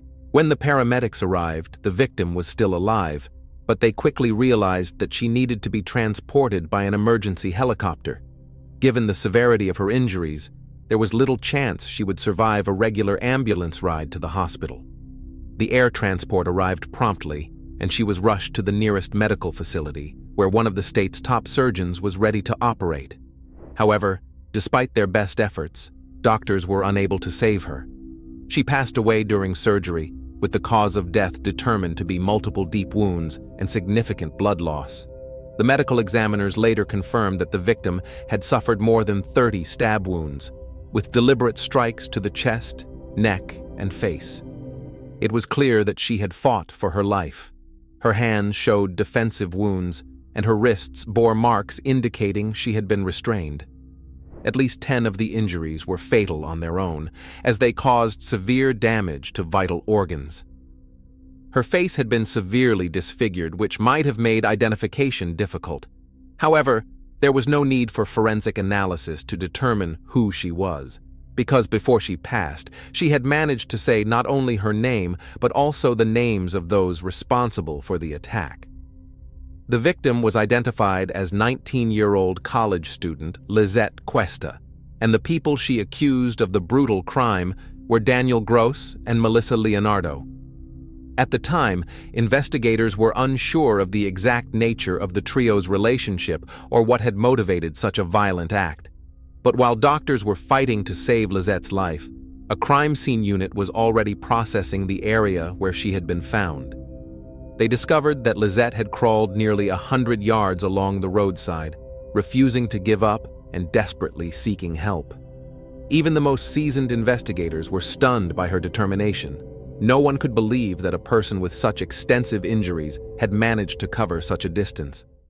Following the blood trail, Officers found a rope stained with blood as well as Lizette's purse. Inside were cash and bank cards, ruling out robbery as a motive. From the beginning, the excessive brutality of the attack suggested something deeply personal. Since Lisette had named her attackers before passing, authorities knew they had no time to waste. Her assailants could attempt to flee at any moment. Several patrol units, along with a SWAT team, were immediately dispatched to Gross's home. The arrest played out like something from an action movie. Law enforcement surrounded the house, snipers took positions on nearby rooftops, and officers used a megaphone to order everyone inside to come out with their hands up. The dramatic scene quickly attracted the attention of neighbors, who gathered from all over the area to watch. Some even speculated that a film crew might be shooting a movie. The high-profile arrest later made headlines in local newspapers and was covered in the evening news. 3 people stepped out of the house, a young couple and an older woman, Daniel's mother. All of them looked confused and terrified, clearly unprepared for a police raid backed by a SWAT team. Melissa was still in her pajamas when she was taken in for questioning. The neighbors were stunned by the dramatic arrest and began speculating about what could have led to such an intense police operation. According to them, Daniel and his mother had moved into the house about 3 years prior, and at first, everything seemed normal. Back then, Daniel was still in high school and had made a good impression on those who lived nearby. About a year ago, he brought Melissa into the home, and then, just a few months before the incident, Lisette appeared. Many suspected that the arrest might be connected to illegal substances, as the young couple was rumored to use them occasionally. In recent months, suspicious visitors had been coming and going from the house, leading some to believe that the couple might have been involved in dealing or purchasing illicit substances. However, those theories were nothing compared to the horrifying truth behind their arrest. Gloria was the first to speak during questioning. When the older woman learned that Lisette had been brutally attacked and that her only son was accused of the crime, she immediately tried to shift the blame onto Melissa. According to her, she had never liked Melissa, whom she saw as manipulative and controlling. In her mind, only Melissa could have been behind such a terrible act. Gloria admitted that she had never approved of her son's unusual relationship arrangement, but somehow he had convinced his pregnant fiancée to go along with it. At first, it seemed like everyone was content, but in reality, tensions had been brewing. Melissa didn't want to share her fiancé with anyone, especially with a younger, attractive woman like Lisette. On top of that, she was deeply concerned about what would happen after the baby was born. She feared that Daniel might change his mind about marrying her, or worse, leave her for Lisette. A week before the tragic incident, Gloria overheard a heated conversation where Melissa said that Lisette needed to be taught a lesson. At the time, Gloria hadn't thought much of it. She never imagined those words could mean something so extreme. Even so, she later admitted that she had warned Lisette to be careful around Melissa. However, Lisette had brushed off the concern, saying she already knew what to expect from her. Gloria also confessed that she felt guilty for not going to the police sooner when she sensed something was wrong. She believed that if she had spoken up, the tragedy might have been prevented. Despite her regret, she was adamant that her son was innocent, and that the entire attack had been orchestrated by his pregnant fiancée. When police confronted Daniel with the evidence they had already gathered, they made it clear that denying his involvement would be pointless. They urged him to tell the truth, warning that his only chance of a fair outcome was to cooperate. Backed into a corner, Daniel began giving a statement, but instead of revealing a consistent version of events, he kept contradicting himself. At first, he tried to take all the blame, but his story kept changing, making it clear that there was more to the situation than he was admitting. According to Gross, that evening, he and his fiancée decided to go for a drive with Lisette to unwind. Melissa was behind the wheel, while he and Lisette sat in the back seat, where they allegedly used prohibited substances and drank a beer. As the couple relaxed, things became intimate between them, which was why, according to Gross, they turned onto a deserted road to avoid attracting attention. Daniel claimed that the rope was part of a role-playing scenario, and that Lizette had willingly agreed to be tied up, with no intention to harm or discomfort her. However, after their encounter, he alleged that Lizette suddenly became aggressive and attacked him with a knife, the same one he had previously gifted her for self-defense. He insisted that he was acting in self-defense, grabbing the knife and striking her, but she wouldn't stop. He claimed he continued striking until he suddenly realized he had gone too far. This version of events had major inconsistencies. First, Gross had no cuts or injuries on his hands or body to suggest that Lizette had attacked him at all. Second, if she had been restrained, how could she have grabbed a knife in the first place? When investigators pointed this out, Daniel quickly changed his story. He suddenly remembered that Lizette hadn't attacked him with a knife at all, but had instead started hitting him with her elbows, demanding to be untied. He claimed he tried to comply, but Lizette became enraged, striking him repeatedly. At that moment, he said, he grabbed the knife himself, but was in such a state that he didn't realize what he was doing until it was too late. When asked why he had a knife with him in the first place, he responded that he always carried one. Any inconsistencies in his statements he blamed on being under the influence, saying he couldn't recall the exact sequence of events or his own reasoning. When officers questioned what Melissa had been doing during all of this, Daniel gave a short and simple answer. She was driving. This response made it seem as if Melissa had been completely unaware of what was happening in the back seat, just inches behind her. Melissa, who was pregnant at the time, was reluctant to cooperate with the police, avoiding most of their questions. She claimed that she hadn't used any substances that night and had been completely sober while driving. According to her, she was fully aware that her fiancé was having an intimate encounter with Lizette in the back seat, and she didn't have an issue with it. She also confirmed that the rope was part of a role-playing scenario and that Lizette had willingly allowed herself to be tied up. However, when asked about what happened next, who attacked whom and why Daniel had been so violent, Melissa repeatedly insisted that she didn't know. She claimed she had seen nothing and had no idea what was happening in the back seat.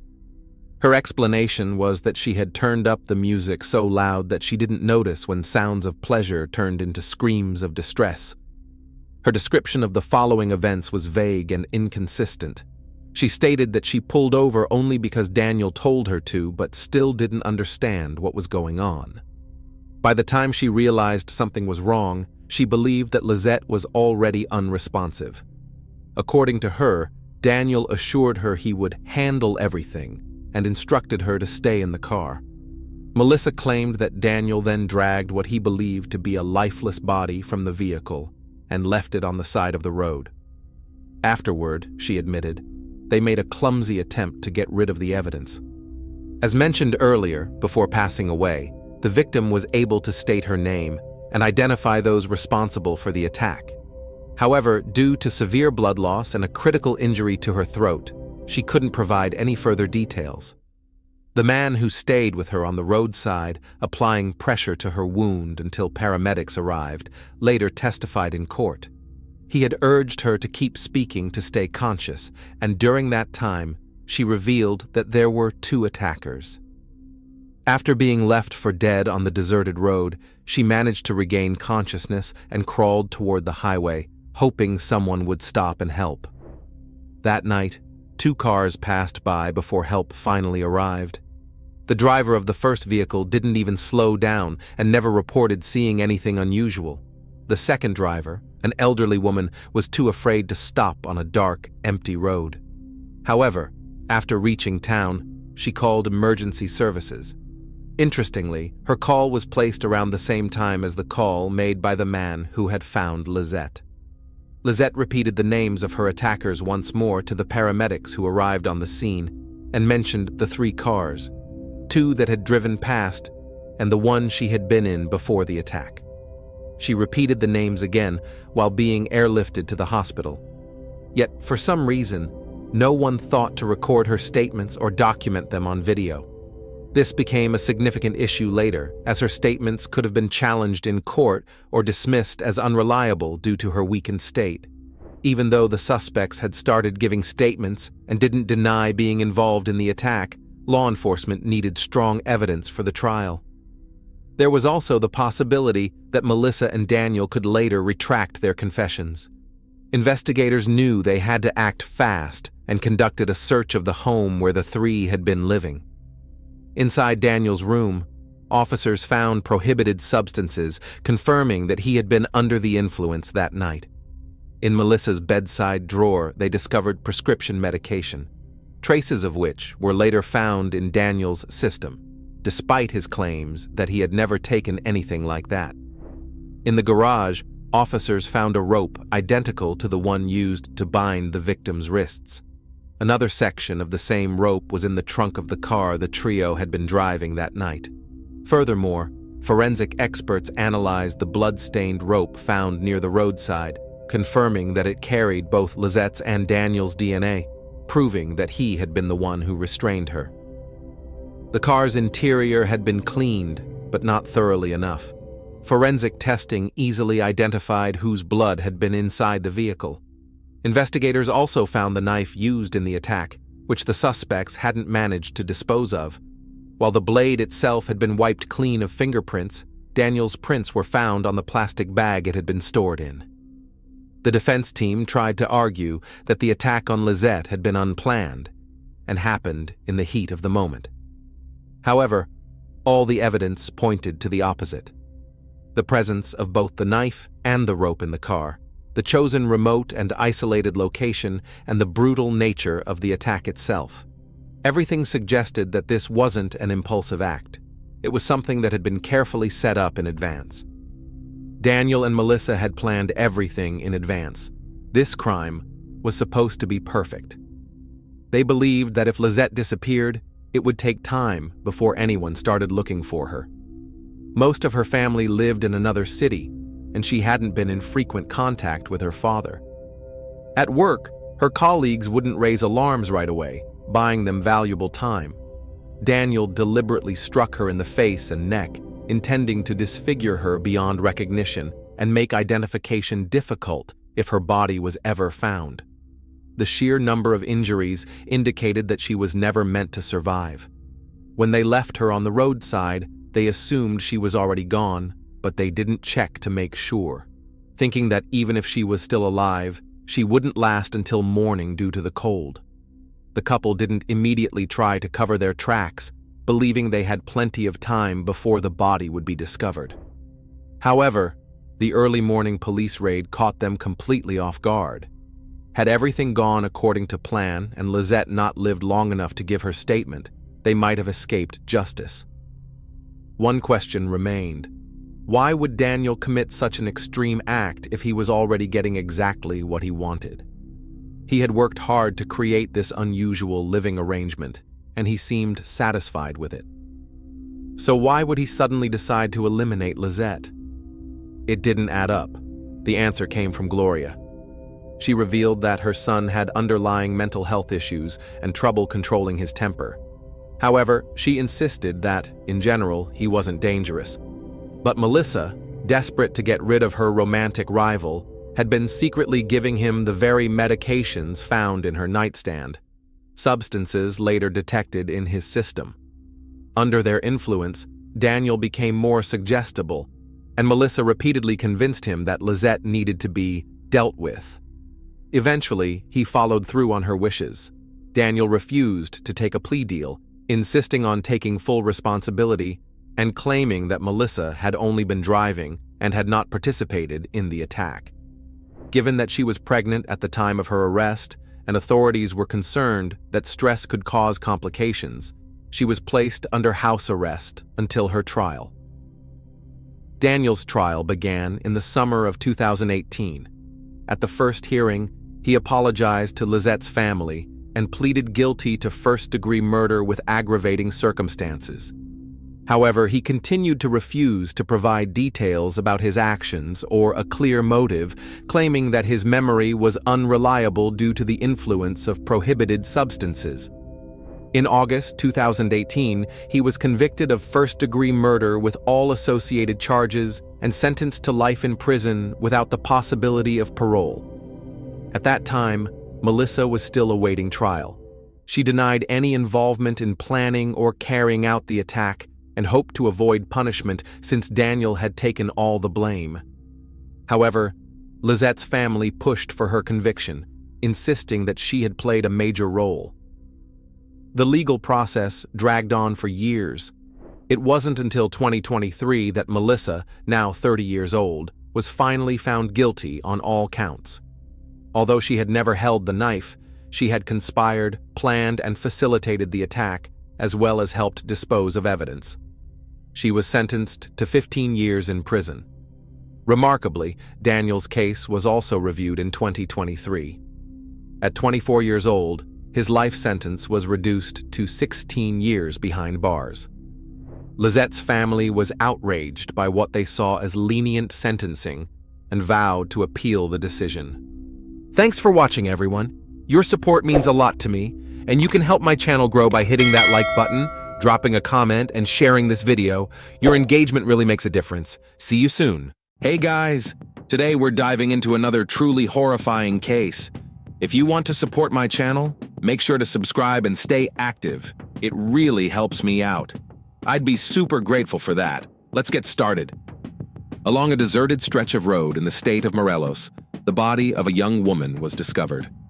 Passers-by, startled by the sight, immediately contacted emergency services.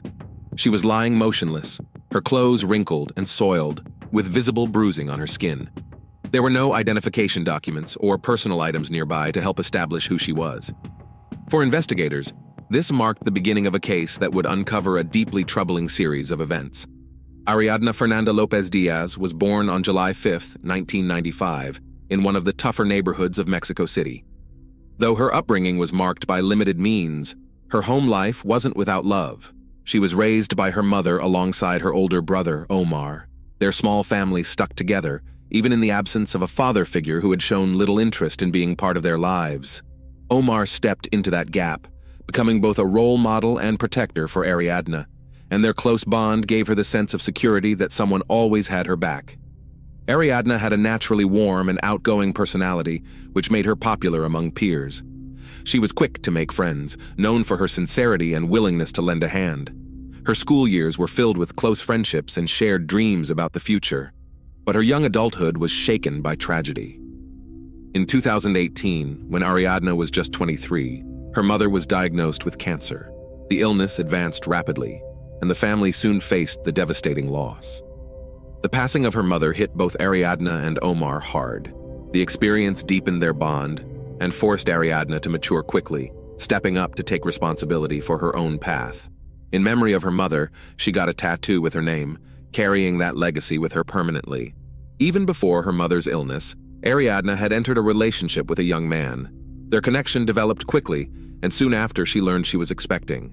While the arrival of their son was a life-changing event, it didn't bring lasting stability. The couple realized early on that their relationship wasn't built to last, and they went their separate ways. Still, they maintained a cooperative relationship and shared parenting duties. As a mother, Ariadna faced new challenges. She had to balance raising her son with finding a steady job. Her first step toward financial independence came when she landed a position at a well-known bar in Mexico City, popular among affluent clients. The job came with high expectations, especially when it came to professionalism and social skills. It was there that she learned how to navigate interactions with a wide range of people. Despite the pressures, Ariadna met the demands of the job, relying on her charm and strong work ethic. When the pandemic hit, her life took another turn. The bar closed, and she lost her job. But instead of giving up, Ariadna saw it as an opportunity to chase a dream she'd long put on hold, opening her own beauty salon. This venture became a symbol of her determination to build a life on her own terms. Thanks to her experience and a solid network of contacts, she was able to establish a business that provided her and her son with financial stability. During this period, Ariadna entered a new relationship. She met a man with whom she quickly clicked, and their connection brought her a sense of joy and stability. Ariadna now divided her time between her son, her business, and the person she was growing close to. Her days were full, but she embraced them with gratitude, excited for every new opportunity that came her way. By the time she was 27, Ariadne's life resembled a carefully pieced-together puzzle. Every success, every hardship, had helped form a complete picture. She had endured loss, rebuilt her life from the ground up, focused on her son's future, and created her own independence. But what looked like the start of a bright chapter was, tragically, a prelude to something far darker. Ariadne met Vanessa through mutual friends.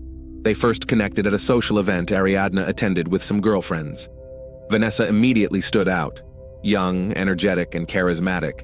She knew how to capture attention and engage with anyone in the room. But those who knew Vanessa well often described her as unpredictable. Beneath the charm were sharper edges, and her behavior sometimes caught people off guard. Rautel, a middle-aged entrepreneur, was often seen in Vanessa's circle. His name was surrounded by rumors. He was known for his wealth, influence, and lavish lifestyle. He was frequently spotted with younger women eager to be part of his inner circle. Whispers followed him, stories about high-level connections, even rumors of ties to organized groups. But no one in his social sphere could ever confirm anything. Rautel himself avoided direct questions about his background or dealings. His presence commanded respect and a quiet sense of unease. Though Ariadne was intelligent and independent, she didn't immediately grasp just how different these new acquaintances were from her usual social group. Vanessa, wanting to impress, often spoke of her close ties to powerful people, especially Rautel. She described him as someone who could make problems disappear. Slowly, Ariadne began spending more time with them. Vanessa seemed genuinely fascinated by Ariadne, showering her with attention and working hard to gain her trust. Once Rautel heard about Ariadne through Vanessa, he quickly took an interest in meeting her. At their first encounter, he caught her off guard with his attentiveness and conversation skills. His charm and confidence drew people in, and Ariadne was no exception. But beneath that smooth exterior was someone far more complex. Those who had crossed paths with him spoke of his manipulative tendencies. Still, Ariadne saw him as respectful, even kind. Vanessa continued to play a key role in strengthening the connection. She frequently invited Ariadne to gatherings where Rautel would be present, creating a setting that felt open and safe. But over time, subtle red flags began to appear. Ariadne's close friends started warning her to be cautious around these people. Some were aware of Rautel's questionable reputation and Vanessa's inconsistent behavior. They worried that this new circle could pose a hidden risk. Despite the warnings from friends, Ariadne didn't see her new social circle as threatening. To her, the friendship with Vanessa was a welcome distraction from daily stress, a chance to explore a world she hadn't had access to before. Rautel, for his part, worked to earn her trust, showing generosity and a warm demeanor. His invitations to dinners and parties seemed exciting and harmless. Though Ariadne was in a relationship with someone at the time, that didn't stop her from maintaining friendships or occasionally attending social gatherings. According to those close to her, her partner was someone who trusted her and never objected to her social life. Over time, Ariadne began to notice subtle shifts. Vanessa started calling more frequently, suggesting outings and making plans that revolved around shared leisure time. Rautel, meanwhile, gradually pushed to become a bigger presence in her life, positioning himself as someone who could always offer help or support. Slowly, Ariadne was drawn deeper into their world, unaware of where it might lead. On October 30th, 2022, Ariadne accepted Vanessa's invitation to spend the evening with friends. The meetup began at Fisher's, a trendy restaurant located in downtown Mexico City. Vanessa had assured her it would be a laid-back night with good food and fun conversation. Rautel was expected to join them as well, something that made Ariadne a bit uneasy. Although she had her doubts about him, she didn't want to upset Vanessa and decided to go anyway. The group gathered in the evening. Fisher's, known for its upscale crowd and stylish decor, buzzed with activity. At their table, the atmosphere was casual. Glasses of wine and cocktails flowed freely, and platters of appetizers made the night feel festive. Rautel, as usual, took center stage, telling stories, raising toasts, and showing off his rapport with the waitstaff. He projected confidence and made his presence known. Vanessa supported him, adding jokes and laughter to the mix. The rest of the group followed their lead, trying to keep up the upbeat tone. But Ariadne stood out. She didn't seem entirely at ease. She checked her phone often, replying to messages and scanning the screen with concern. Her eyes frequently drifted toward Rautel, as if trying to read something beneath the surface of his words or actions. Vanessa tried to pull her back into the conversation, encouraging her to relax and try another drink, but Ariadne remained composed, almost guarded. Her expression suggested that something was weighing on her, more than the setting could mask. Sometime mid-evening, Ariadne posted a cryptic message on her social media. "Would you miss me if I disappeared?" The post triggered unease among those who saw it. Some brushed it off as a joke, but for friends and co-workers who knew her well, the message didn't sound like something she would normally write. It left an odd feeling, one that, at the time, no one realized would be tied to her final hours. As the night wore on, the group decided to continue the evening at Rautel's house. The idea came from Rautel himself, and Vanessa supported it, saying it would be more relaxed and private there. Ariadne hesitated, but under pressure from her friend, she agreed. The rest of the group went along with the plan, and they all headed to the house in Rautel's vehicle. Rautel's home was located in an upscale neighborhood that matched his public image. The interior was sleek and modern with touches of luxury. When they arrived, the group settled into a spacious living room. Music played, drinks flowed, and the evening continued, but Ariadne became increasingly uneasy. She stepped aside multiple times, checking her phone and pretending to take calls. Her distance and distracted demeanor were noticeable. Vanessa picked up on it and began whispering to Rautel, which only heightened the tension in the room. Near midnight, Ariadne said she wanted to go home, citing that she was tired. Vanessa, however, urged her to stay a little longer, just another half hour. Rautel remained quiet, but his gaze lingered on Ariadne in a way that made her visibly uncomfortable. Eventually, as the evening wound down, the guests began to leave. Ariadne was one of the last to go. After that night, no one in that group would see her alive again. The next morning, October 31st, 2022, something happened in the state of Morelos that would send shockwaves through the public. Two cyclists, out on a morning ride, came across a woman's body lying near the edge of a remote road. The location was far from major routes, in an area seldom visited by locals. The surroundings only deepened the grim atmosphere: sparse brush, dusty terrain, and an overwhelming silence. The woman was clothed, but her garments were soiled and torn. Her body bore multiple bruises and marks that looked like signs of physical trauma. The cyclists immediately contacted law enforcement, who arrived several hours later. In the meantime, the cyclists took photos of the scene, hoping to document details that could help with identification. When police arrived, they secured the area and began collecting evidence. Tire tracks were visible in the dirt, along with markings suggesting the body had been moved. Forensic specialists noted indications of a struggle, but the exact cause of death wasn't immediately clear. No weapons were found, and the body showed no obvious wounds that would explain what had happened. There were no documents or personal items on her that could confirm her identity. Hours later, images of the scene began circulating on social media, sparking a wave of public concern. Among those who came across the photos were friends and relatives of Ariadne who had gone missing after attending the gathering at Rautel's house. Her brother, Omar, recognized familiar features, including her tattoos, and feared the worst. He filed a missing person report and informed authorities that the woman found could very well be his sister. At the same time, a separate investigation was launched by authorities in the state of Morelos. However, the initial actions of the local police were met with heavy criticism. Protocols for collecting evidence were mishandled, and several key traces at the scene were never properly documented. This led to serious doubts about the integrity and professionalism of the local law enforcement involved. When Ariadne's family arrived to officially identify the body, their worst fears were confirmed. Omar recognized his sister by the tattoo on her shoulder, a tribute to their late mother. The shock was overwhelming and only deepened when they saw the condition of her body. Bruises and trauma on her face and arms clearly pointed to some form of aggressive behavior. Despite this, the initial statements from the police were vague and unconvincing.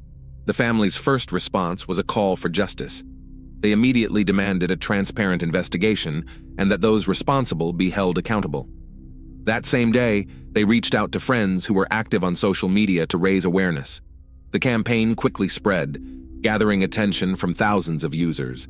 Despite mounting public pressure, the Morelos police held on to their theory that the death could have been accidental. They stated that a definitive conclusion could only come after the forensic report was complete. This stance only deepened suspicion, especially as whispers began to circulate that powerful individuals might be trying to obscure the truth. The first people investigators contacted were Rautel and Vanessa, as they were the last known individuals to have seen Ariadna alive. Their accounts formed the basis of the initial version of events. In his first statements, Rautel claimed that Ariadna decided to leave his house after the party and that she called for a taxi. He said she seemed a bit upset but not alarmed or distressed. According to him, he walked her to the door, after which she left on her own. Vanessa backed up his version, saying Ariadna left in a taxi and didn't say where she was headed. But inconsistencies in their story emerged quickly. The first red flag was the lack of any confirmed taxi record. Neither Rautel nor Vanessa could provide a driver's contact or any evidence to support their claim. Later, investigators found several taxi service logs in the area, but none had a record of picking up Ariadna that night. Another concern was Vanessa's shifting story. Her statements changed depending on the questions asked. Initially, she said Ariadna left alone. Later, she added that they had argued at the party, suggesting that Ariadna might have been emotionally affected. Friends of Ariadna told police that Vanessa had reached out to them after the disappearance, trying to imply that Ariadna may have been in a troubled state of mind, citing her cryptic social media post. That post, written just hours before she vanished, raised red flags for many. While her family and close friends originally saw it as a joke, investigators began to suspect it could be an indication of her emotional distress on the night of the party. Adding to the unease was Vanessa's increasingly nervous behavior. In messages to Ariadna's friends, she seemed eager to avoid discussing the night in detail. In one message, she even wrote that she feared being suspected, though she didn't clarify why. These signs made investigators more certain that Vanessa might be withholding key information. The initial findings in the case did not clearly explain what led to Ariadna's death. However, further investigation by law enforcement and independent experts uncovered critical evidence. 2 separate autopsies, surveillance footage, and messages retrieved from the suspects' phones became key in understanding what truly happened. The first official forensic report, conducted by authorities in Morelos, stated that Ariadna had passed due to asphyxiation caused by bronchial aspiration. According to the report, a combination of food and alcohol in her airways could have led to a fatal reaction. But her family immediately questioned this conclusion. They pointed to the numerous bruises and visible injuries on her body, which were not properly addressed in the report. Despite the official statement, Ariadna's loved ones demanded an independent second autopsy. With pressure from both the public and her family, Ariadna's body was transferred to an independent forensic institute in Mexico City. The results of this second examination completely contradicted the original findings. Experts found multiple injuries, including head trauma, bruises, and signs of physical aggression on her arms and legs that indicated possible attempts at self-defense. These findings confirmed that Ariadna's death could not have been accidental or purely related to alcohol consumption. Her passing was classified as the result of aggressive actions, allowing authorities to reclassify the case as a criminal offense. One of the most critical pieces of evidence came from security footage at Rautel's apartment building. In one of the recordings, Rautel was seen early the next morning after the party, carrying Ariadna's lifeless body to his car. Another camera captured him placing her into the vehicle and driving away. These videos served as undeniable evidence that he was involved in moving the body and possibly attempting to conceal what had happened. Further analysis of messages from the phones of Rautel and Vanessa revealed conversations in which they discussed what to say after the party. Their messages showed efforts to align their stories for law enforcement and justify their behavior to Ariadna's friends. Vanessa messaged Rautel about the growing pressure from Ariadna's family, and he reassured her that everything was under control. One of the messages included detailed instructions on how to respond to specific questions without raising suspicion. In her conversations with Ariadna's friends, Vanessa repeatedly suggested that Ariadna might have been struggling emotionally, hinting at a voluntary disappearance. This narrative clashed with the way friends described Ariadna as a vibrant, optimistic person with no history of emotional crises. These inconsistencies only deepened the suspicions surrounding Vanessa's role. Taken together, the second autopsy, the surveillance footage, and the text message exchanges painted a much clearer picture. Investigators concluded that the initial theory of an accidental death or voluntary departure from Rautel's home did not hold up. The evidence instead pointed to a violent act and a deliberate effort to hide the body. These findings formed the basis for legal action against both Rautel and Vanessa, who would soon have to face charges in court. Vanessa was the first to be taken into custody. Authorities discovered that she had been in frequent contact with Rautel in the days following Ariadne's death, discussing possible ways to avoid legal consequences. Her arrest took place under heavy media scrutiny. During her initial interrogations, Vanessa insisted that she had no involvement in Ariadne's death, but her statements were riddled with contradictions. She claimed that she had gone to bed early the night of the incident and was unaware of anything that happened afterward.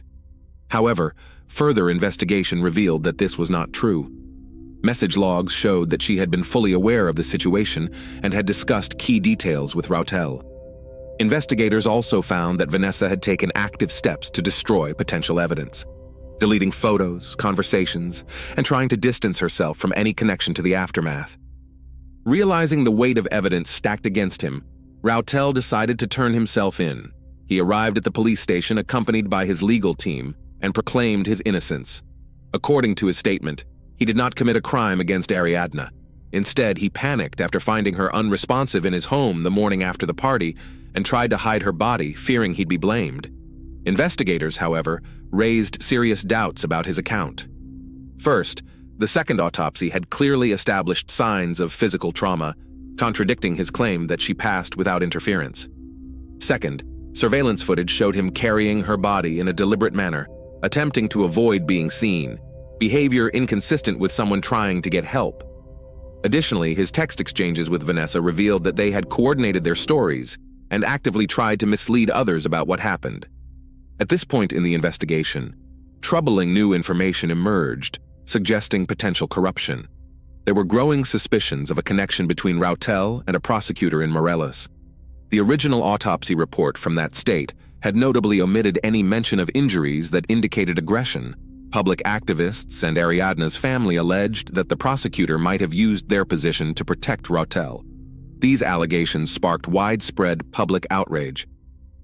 Authorities from Mexico City launched a formal review of the prosecutor's conduct, and Internal Affairs opened an independent investigation into possible misconduct. Some witnesses claimed that Rautel had connections with criminal groups, which could explain his apparent confidence that he would avoid consequences. Further questioning and newly uncovered evidence confirmed that at least one of the suspects knew more about what happened that night than they initially admitted. Still, both Vanessa and Rautel denied any direct wrongdoing, choosing instead to shift the narrative and focus on defending each other. Their evasiveness only fueled investigators' suspicions and played a major role in the decision to hold them in temporary custody. The motivations and circumstances surrounding that night became the focus of a prolonged and detailed investigation. Uncovering the truth required reconstructing the timeline, analyzing physical evidence, and closely examining the behavior of those present at the gathering. Slowly, a clearer picture began to emerge, one made up of conflicting statements, digital records, and psychological profiles of the key individuals involved. That night, the mood within the group gradually shifted. The evening started at a restaurant in central Mexico City, where Ariadne, Vanessa, Rautel, and a few mutual friends gathered for dinner and drinks. On the surface, everything seemed normal: laughter, conversation, music. But subtle cues suggested otherwise. According to witness statements and analysis of text messages, Ariadne appeared unusually quiet and preoccupied. She frequently checked her phone, sending messages and taking calls, behavior that friends later described as uncharacteristic for her at social events. That detail became crucial during the investigation. Her messages to a friend revealed that she had concerns about the gathering and expressed unease about some of the people present. After leaving the restaurant, the group headed to Rautel's home. The property, a large house surrounded by a high fence and monitored by security cameras, was known as a spot for private gatherings. Vanessa and Rautel played the roles of hosts, but there was a noticeable tension between them. Witnesses later recalled that Vanessa made several sharp remarks toward Ariadne during the night. Ariadne, trying to avoid any drama, responded calmly and did her best to steer clear of conflict. According to the investigation, as the evening wore on and alcohol took its toll, tensions escalated. Vanessa, already visibly emotional, raised her voice multiple times, accusing Ariadne of being disrespectful and unfriendly. No one else at the gathering supported these claims, but the atmosphere grew increasingly strained. Rautel attempted to stay neutral, though it was clear he was uncomfortable with Vanessa's behavior. The turning point came the following morning. Witnesses stated that Ariadne was seen heading toward the exit, seemingly trying to leave the house. But for reasons still under investigation, she returned shortly after. It's believed that Vanessa continued confronting her at that point, leading to a more heated argument. Investigators suspect the root of the conflict was jealousy. Vanessa allegedly accused Ariadne of drawing too much attention from Rautel. Messages recovered from phones confirmed that Vanessa and Rautel had later discussed tense moments from that night. Once most of the guests had left, only a few people remained inside the house, including Vanessa, Rautel, and Ariadne. According to the case file, Vanessa, under the influence of alcohol, became increasingly aggressive. At some point, investigators believe, an altercation occurred that resulted in the fatal injuries Ariadne sustained. Why did Ariadne post such a strange message on social media that night? At first, many thought it was a joke, but close friends have since confirmed she was likely uncomfortable due to Vanessa's behavior and the tense vibe at the gathering. The post may have been her way of expressing distress or signaling unease. As the timeline was reconstructed, it became evident that Vanessa's jealousy, amplified by alcohol and emotional instability, played a critical role in what followed. Rautel, rather than calling for help, seemed to focus on covering up what had happened, actions that ultimately made the situation worse. The combination of personal conflict, unchecked emotions, and poor decisions led to a tragedy that might have been prevented if the environment that night hadn't been so volatile. Ariadne's 6-year-old son is now in the care of her older brother, Omar. As the closest male figure in her life, he has stepped up to fill the role of both guardian and father figure. Omar has taken on full responsibility, not only providing for the child's needs, but also preserving his sister's memory and giving her son the love and stability Ariadne once gave so freely. The rest of the family has come together around him, determined to help the boy navigate this loss and ensure he grows up surrounded by care and support. Ariadne's family played an active role in the ongoing push to uncover the full truth behind her death. They organized protests, launched social media campaigns, and worked tirelessly to keep public attention on the case. One of their biggest achievements was drawing the interest of international media, which significantly increased pressure on Mexico's judicial system to act with transparency. The preliminary court proceedings in Ariadne's case became a critical turning point in the pursuit of justice. Despite resistance from certain authorities, her family and their legal team succeeded in ensuring the case was handled openly and fairly, with all aspects thoroughly examined. Every phase of the investigation and court process was closely followed by the public and the press, leaving little room for cover-ups or misrepresentation of facts. The legal process began by zeroing in on the roles played by Rautel and Vanessa. During the hearings, prosecutors presented compelling evidence, including surveillance footage, audio recordings, and messages retrieved from their phones. These materials supported claims not only of their involvement in concealing Ariadne's body, but also of their possible role in acts of aggression leading up to her death. The defense argued that the entire situation was a tragic accident, but the volume of witness statements and forensic evidence cast serious doubt on that explanation. A central focus of the trial was determining the motive behind the crime. Witnesses familiar with Vanessa described her as emotionally volatile and prone to outbursts, especially under the influence of alcohol. Rautel, meanwhile, was portrayed as someone with a shady past and alleged ties to criminal networks, details that raised further questions about his involvement that night. Though both defendants denied responsibility for Ariadne's death, their testimony often conflicted with the established facts, intensifying suspicions against them. As of now, a final verdict has not been reached, and the investigation remains active.